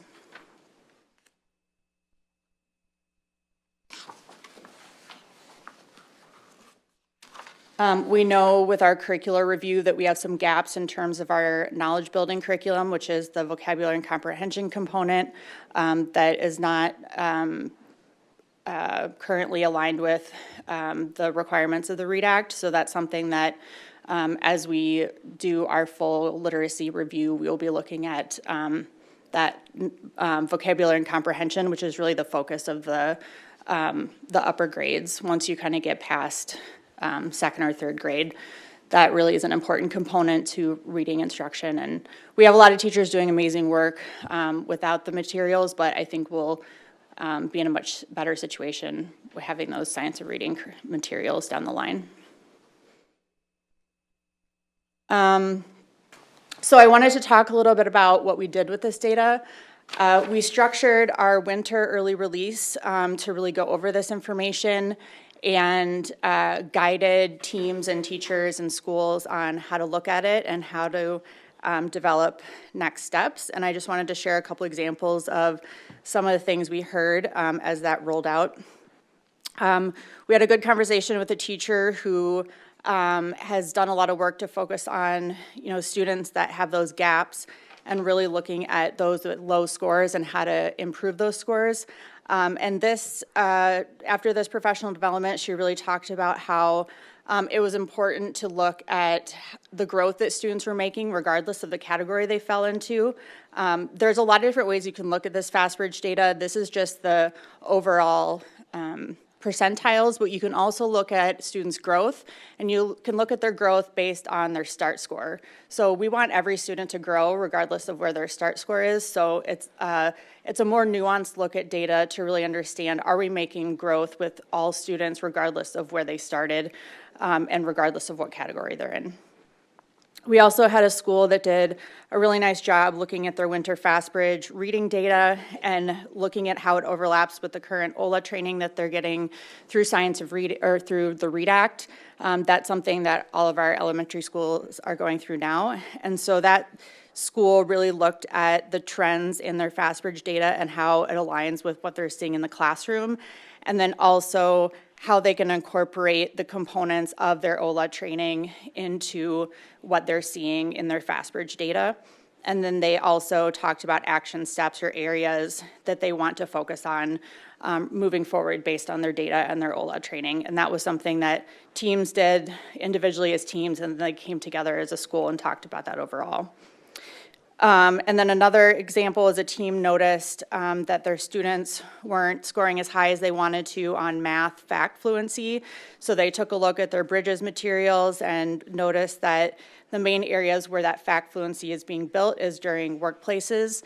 And so they really focused on how to take that workplace implementation to the next level in order to build that fact fluency.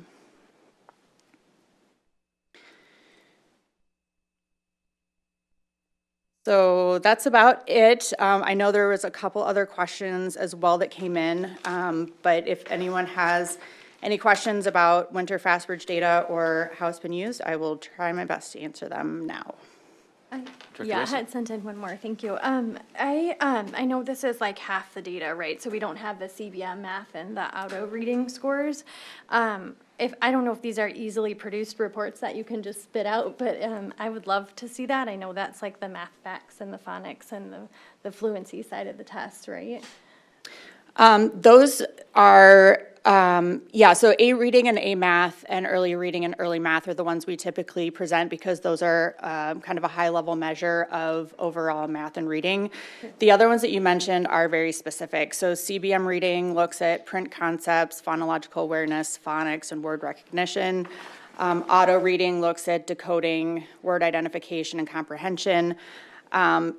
Some of them are as simple as producing a report. Others, like the CBM automaticity for math, it's called a GOM, or a general outcome measure, and there's different levels for every grade. So it's a matter of the other thing that a lot of these other components, CBM, auto reading, those are also used in different situations to progress monitor. So we may use it for every student in grades. So for CBM reading, we use that for all students in grades 1, 2, and 3.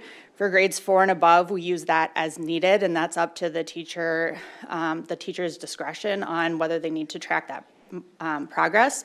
So I would say those other assessments are very specific to instructional feedback, and they are nuanced in the sense that not all students receive them. It's kind of an as needed. And then some of them change depending on the grade level. So it's not that I don't have any, there's not any privacy or reason why we're not presenting them, other than I think they have a lot more nuance to them, and they're very specifically designed for instructional feedback. So if that's something that the board overall would like to see moving forward, I can produce those reports. It would probably triple the number of slides, which I'm happy to do if that's what the board would like to do. But again, even more so than the other two that I presented tonight, they're very specific for instructional feedback. So if I understand that, like just taking like CBM math, which is like a measure of math facts and fluency, et cetera, like they got a percentage score, right? So is it that they don't supply that for the students, like to be able to output that by grade the same way, or all students take that, or I thought they all did? Well, they do, but there's a different version of it for different grade levels. So they're all different reports depending on the level. And then some students may there's levels like 1, 2, and 3. It typically goes by grade level. It's not always going to go by grade level. So yeah, they're feasible to supply for sure. Yeah, I mean, I feel like it would be interesting to see, just to kind of see what areas of, where we're at grade level wise, right?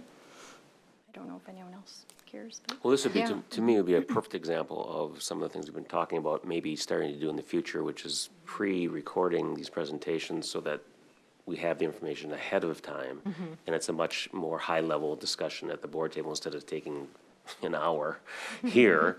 We can do it our own, due diligence ahead of time. So maybe moving forward, we can talk about that if the board. I have that coming up at a study session. The possibility of these pre-produced things, and this would be a perfect example of where it might be useful. Yeah. Other questions? No, I would just agree that, we heard during our strategic planning process that one of the highest priorities of our communities was academic excellence and challenging, rigorous, relevant construction. So I do believe that we could take a deeper dive into these scores. I just want to say that for me, thank you. I appreciate your honesty and your transparency in this process. Some of these scores are really difficult for me to accept and to look at as a board director who is ultimately responsible for student outcomes in our district. The biggest concern to me, obviously, there's some things about middle school math that we're going to learn in the next presentation, but the reading scores. I mean, if a student can't read, and correct me if I'm wrong, 30 to 40% of our students here are struggling in that at-risk category. that is very challenging to me. So I would like to know two things. I'm wondering that coming out of our strategic planning process of last June, July, when we knew that academic excellence was part of what was a loud cry from the community, were there any changes to teachers' plans, SMART goals, built plans? Can you give any examples of what was really done to help to put the focus on academic excellence to help support the improvement in FAST scores specifically? All of the, the strategic plan was adopted starting July 1st, I believe. All of the school improvement plans were built in direct alignment with the strategic plan. So all of the categories that are in the strategic plan were the categories of the school improvement plans, school continuous improvement plans, SKIPs. That is the same for the department plans. So every goal setting process in our entire district was from July till August, September 1st, perfectly aligned with the strategic plan and the outcomes. Also because of academic excellence being kind of the one that raised to the top as the key priority, that was risen even further to the top. So departments and schools were asked to identify those academic outcomes at the top and then identify areas in the other three categories, how that would then support that academic goal. I think in areas such as reading, we are doing extensive work this year to train teachers on the science of reading. I understand the frustration, but also we can't implement, we also don't have clear guidance, on what our options are in terms of implementation. And we couldn't implement reading this year. It just wasn't, we're implementing reading, but we couldn't implement a new reading curriculum this year. So I think our teachers are doing some really great work in terms of their professional development. That's the focus. We're doing that simultaneously and really deepening the implementation of our math curriculum. We know that that is a big investment that we made to purchase Bridges. It takes 3 years to implement. So while our teachers are learning science of reading this year, they're in year 2 of implementation of Bridges. It can't all happen at once. So I think we've been very strategic on how we're rolling out the academic focus areas and tracking that progress really carefully towards, we're tracking implementation really carefully because that is really the best outcome for academic excellence. Go ahead. I have one more question, but you can go ahead, and then I'll follow you. Just to add a little bit to this, so in the fall, the SKIP plans and DSIP plans are the ones that we reviewed with you. They were also in my mid-year as an artifact for just your point of reference, so you can go back to that and look at those templates to see how we've elevated that front and center. Reading is clear across the state, across the country, and I'm remaining cautiously optimistic that with the READ Act reboot, or whatever it might be called, reset, that we might get closer to some guidance on when we can go ahead and move forward with an approved curriculum. The challenge, aside from the magnitude and the load, we're already in an implementation cycle, but when we land what would actually be approved, because what we're finding now, some of us, ourselves included, when we purchase some early phonics curriculum that may or may not be reimbursable, with READ Act funds.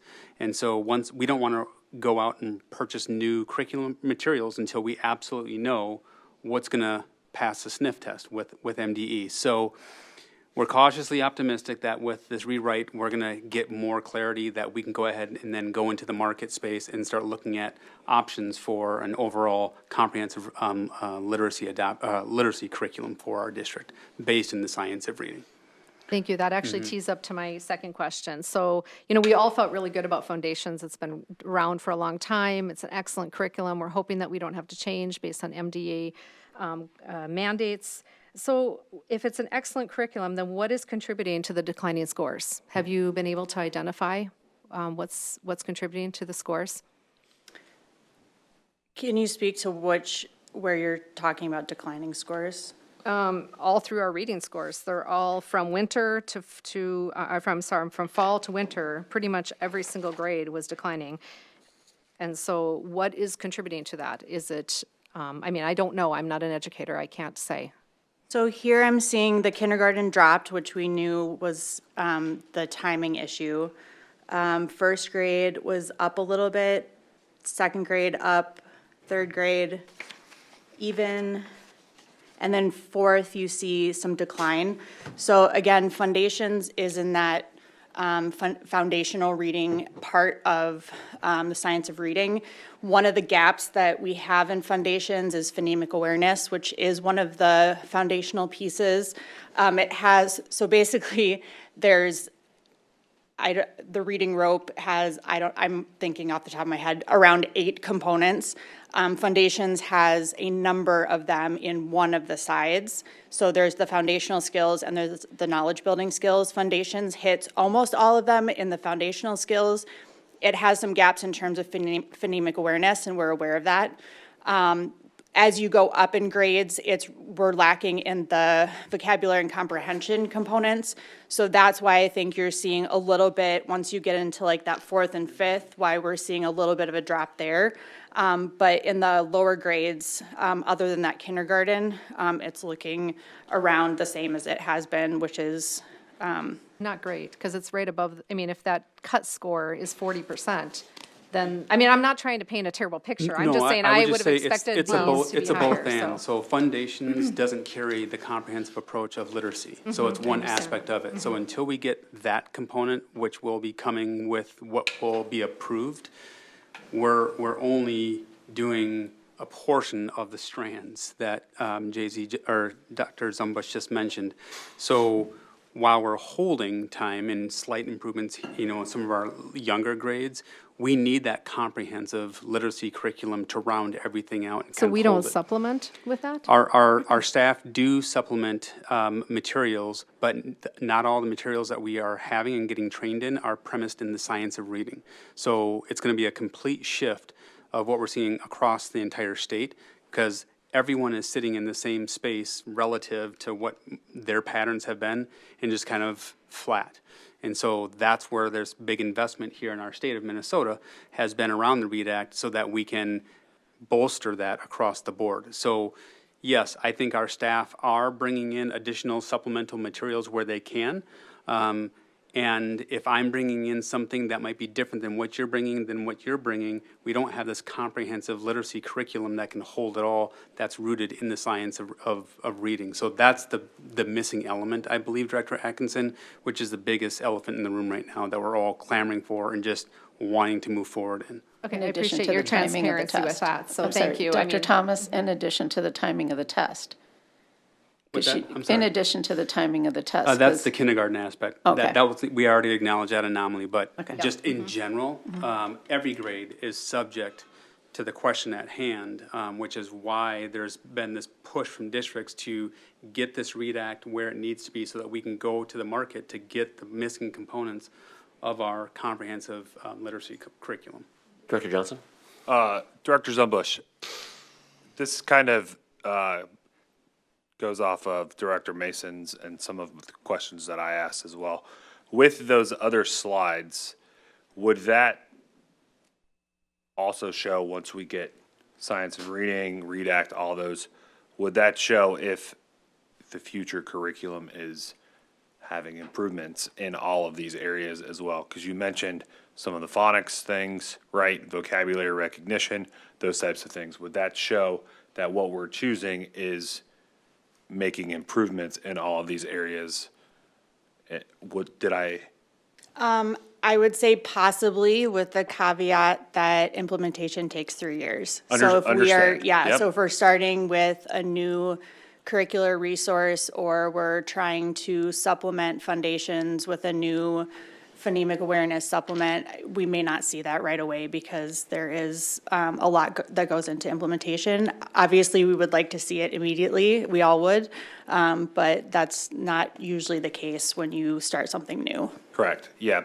If I may, Director Johnson, Yes. if I can just, I want to make sure I'm understanding your question, because you referenced Director Mason's question around some of the fluency comprehension measures that are not unilaterally administered to every student. Yes. So it would not give us it would give us a view. It wouldn't give us the same holistic view because it's not every student at 90-something% aren't taking it. So again, I would say those assessments are going to be extremely granular for what I see and maybe what you need, and maybe these 6 others in my class, and I'll track and progress monitor that. Probably have a lot of conversations with families in that regard.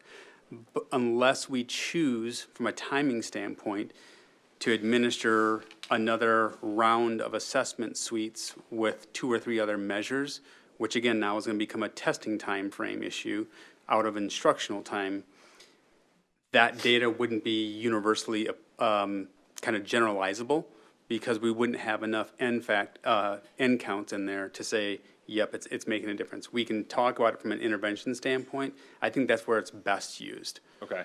And, well, Director Zumbush said, so there's one of them that only K through 3. I don't remember which one you said. That one, they all take it, but then 4, 5, and 6, it's only as needed. So you could use judgment, only present the K through 3 because they all take it. Yeah, can you clarify that? Sorry. So all students do not take auto reading? They just all take a Do you want to, yeah. do you Is wanna there a talk certain, about like- which ones? Auto reading I have as grades 4 through 9, and then 10 to 12 as needed. But all students take it, right? There's not like if you're over 80-some% on one, you don't have to take the other. Like they all take both, right? The way I understood it? No, auto reading is a component. Okay, I think it will help if I back up a minute. A reading, A math, early reading, early math are the high-level components of those subject areas. In FastBridge, there's what's called the Fast Track package, which basically says if we give students this package of assessments, which includes earlier A and then a combination of some of the other ones, that produces a report for our teachers that's called a screening to intervention report. And that takes a comprehensive look at all of those combined and provides really specific, targeted, actionable next steps for teachers. So what gets packaged in that fast track package depends on the subject area and depends on the grade level. So it's not that we have CBM for everybody, we don't have auto for everybody, because the package of what gets put into those fast track combinations vary by, in fact, CBM, I believe, starts in the winter in one grade level. I can't remember off the top of my head. Jen's probably in the back, like screaming that. First grade, thank you. First grade, it starts in the winter, so we wouldn't even have CBM for fall in first grade. So how these packages are designed for reports to provide to teachers for instruction would change over time. So these are the ones that we have consistency across grade levels. Those other ones, again, I can present them, but it would be, you would see CBM for first grade in the winter, it'd be blank in the fall, and we'd have, so again, there's nothing that we can't report about those, but they are specifically designed to provide that screening to intervention report for teachers in the specific time frame in which they happen. So not every student takes auto, not every student takes CBM. Those are specific skill sets that are assessed at different points so that teachers have actionable steps on what to do with the information. But you're not selecting students, it's just the grade isn't taking it at that time, or? Well, mostly, and for students in higher grade levels that are still showing gaps, some of these are used as progress monitoring. So if a student still needs support in a certain area, we know that they need to be, their progress needs to be monitored over the course of, every week for a 6-week targeted intervention. Some of these measures can also be used as progress monitoring measures. So they're not uniformly given because it could be used for a different purpose depending on what the student needs. And so in upper grades, there might be certain assessments that are used specifically just for students who need progress monitoring in that area. Dr. Franz. So thank you very much for this. My concern is that the FastBridge data that we have in front of us, given everything that you've said about it over time as well as this year, is not supposed to be used the way we're actually interpreting it here anyways. It is not supposed to be meant to show if kids are reading or doing math or whatever. It is a teacher instructional tool to try and figure out, after new skills are being introduced throughout the year, if the students are needing extra help or if they're really getting it. And I would assume that any student can go from 0 to 100 and back to 0 again, depending on how they learn. So I question why we are looking at this data, and instead of just getting a summative report from the built committees about where they see and interpret the data, because every student is going to be different. So we can't really take the averages, and students learn at different paces.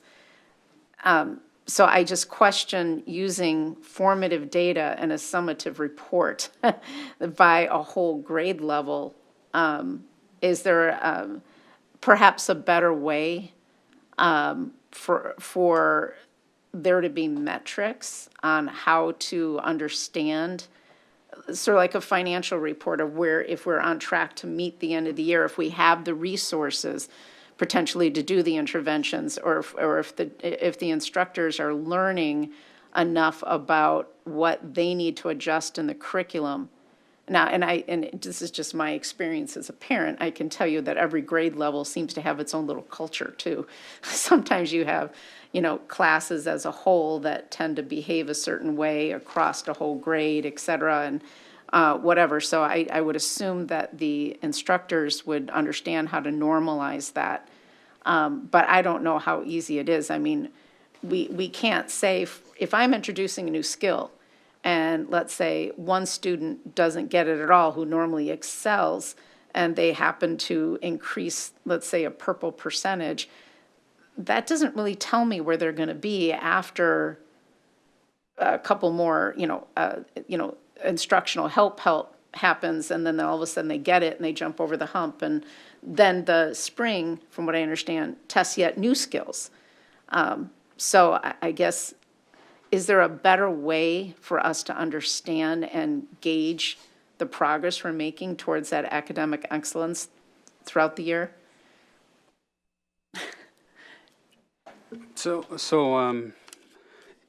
I would share this, kind of how we started this evening. This is a formative tool that we are reporting to you all for your awareness. Clearly, this is a practitioner's tool. Okay, this is not something that our Board of Education is going to look at to say, we're going to make key decisions based upon this. This is why this is a report only, and that we give this to you as we are receiving it. I will say that the cumulative effect of looking at FastBridge is we want to make sure that we are seeing percentages of our students being ready to acquire new higher level skills from one window to the next.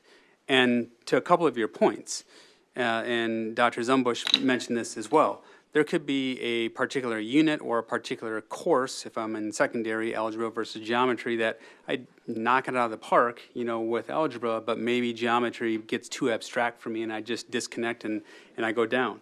Well, that's a conversation that we can look at the classroom level, at the school level, or at a grade level, et cetera, to start making some adjustments. But as a board, again, what I would encourage you all to be looking for are, what are the trend lines that we're seeing of skill acquisition, ability of our students to acquire new skills.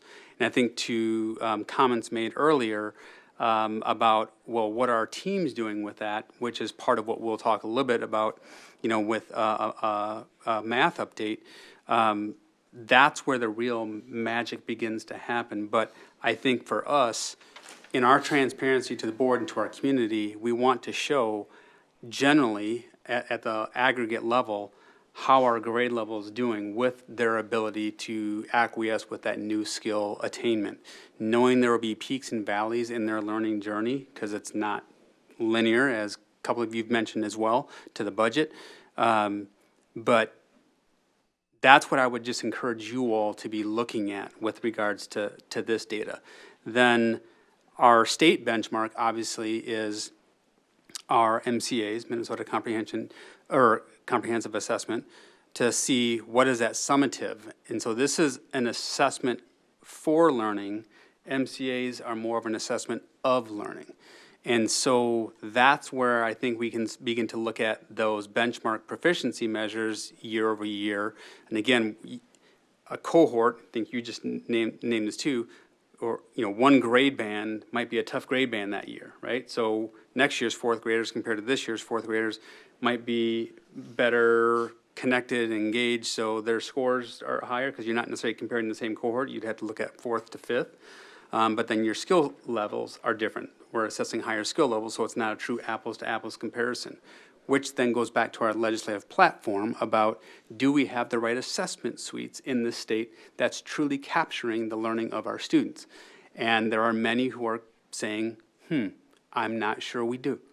So to not belabor this, I think it's important for you all to kind of get this aggregate overview in this formative, like how our students, acquiring skills throughout the year, and then have discussions about our MCAs, which, as you all know, are a point in time, and to Dr. Zumbush's point, will also pick up noise if I'm stressed, if I'm hungry, if I'm whatever, but generally speaking, that is our measure until something else changes in our state.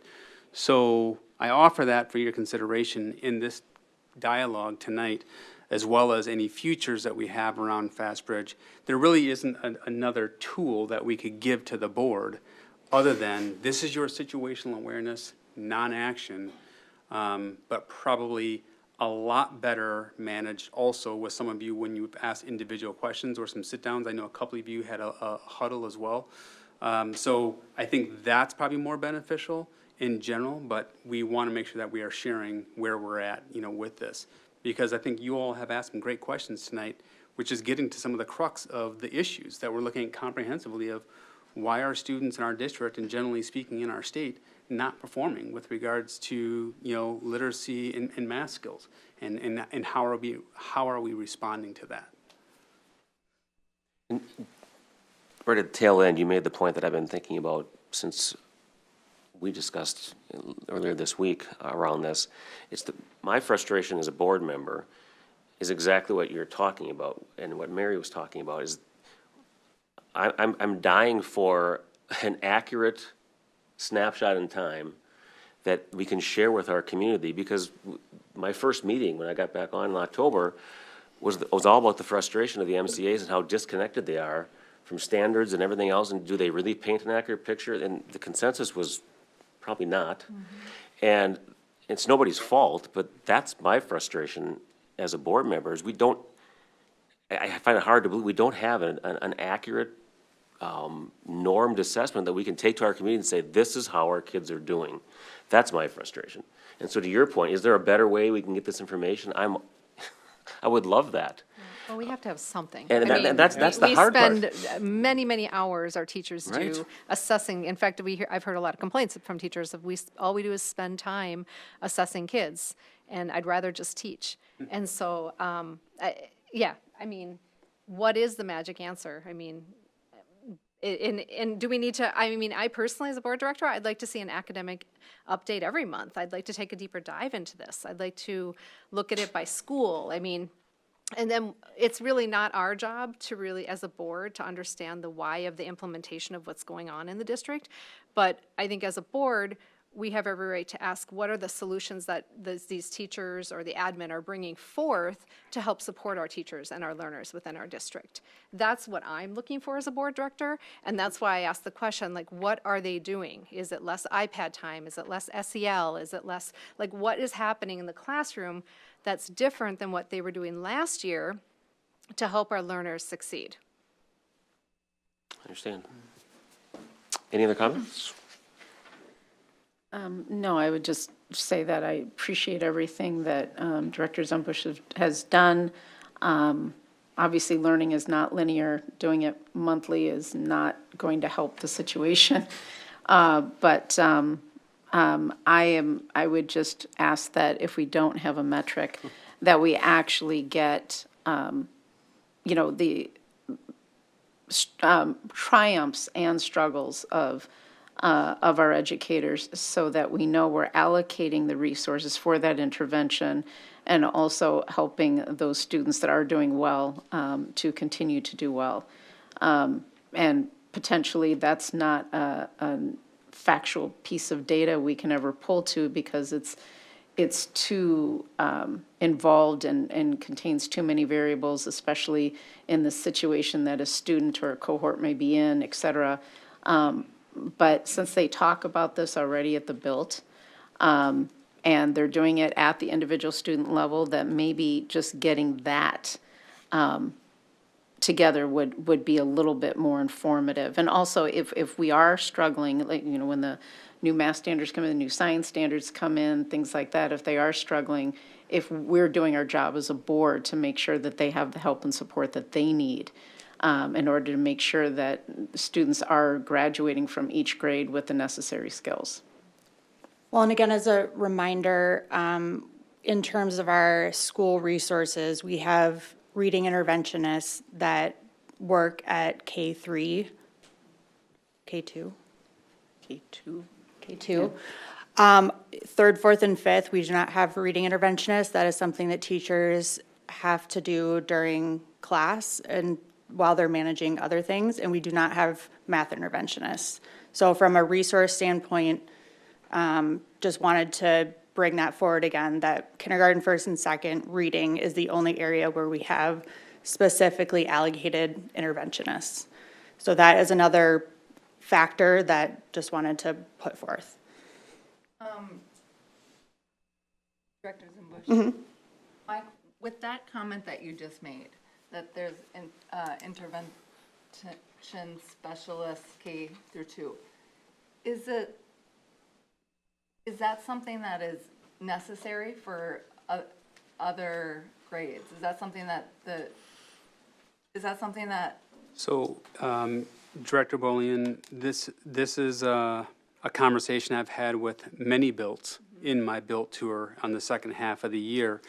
And again, when you take a look at our K2 compared to our intermediate 3, 4, 5, you can see some differences between how FastBridge is being, the skills being acquired in K2, because we have that early support.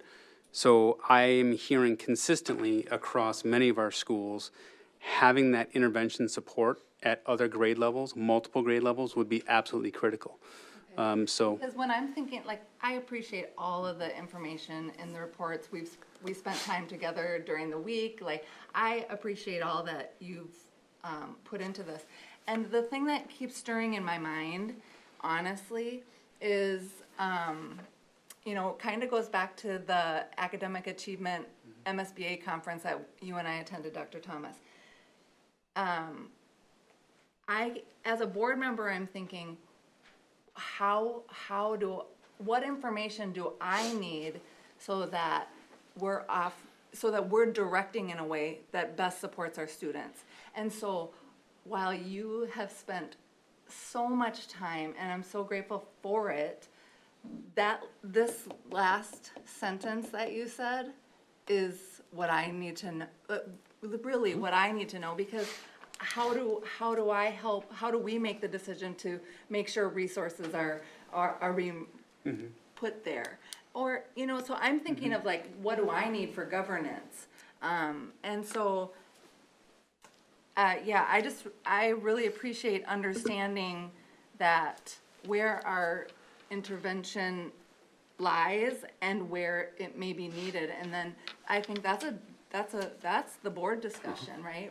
How do we help in this season of where we're in cuts and all of these things?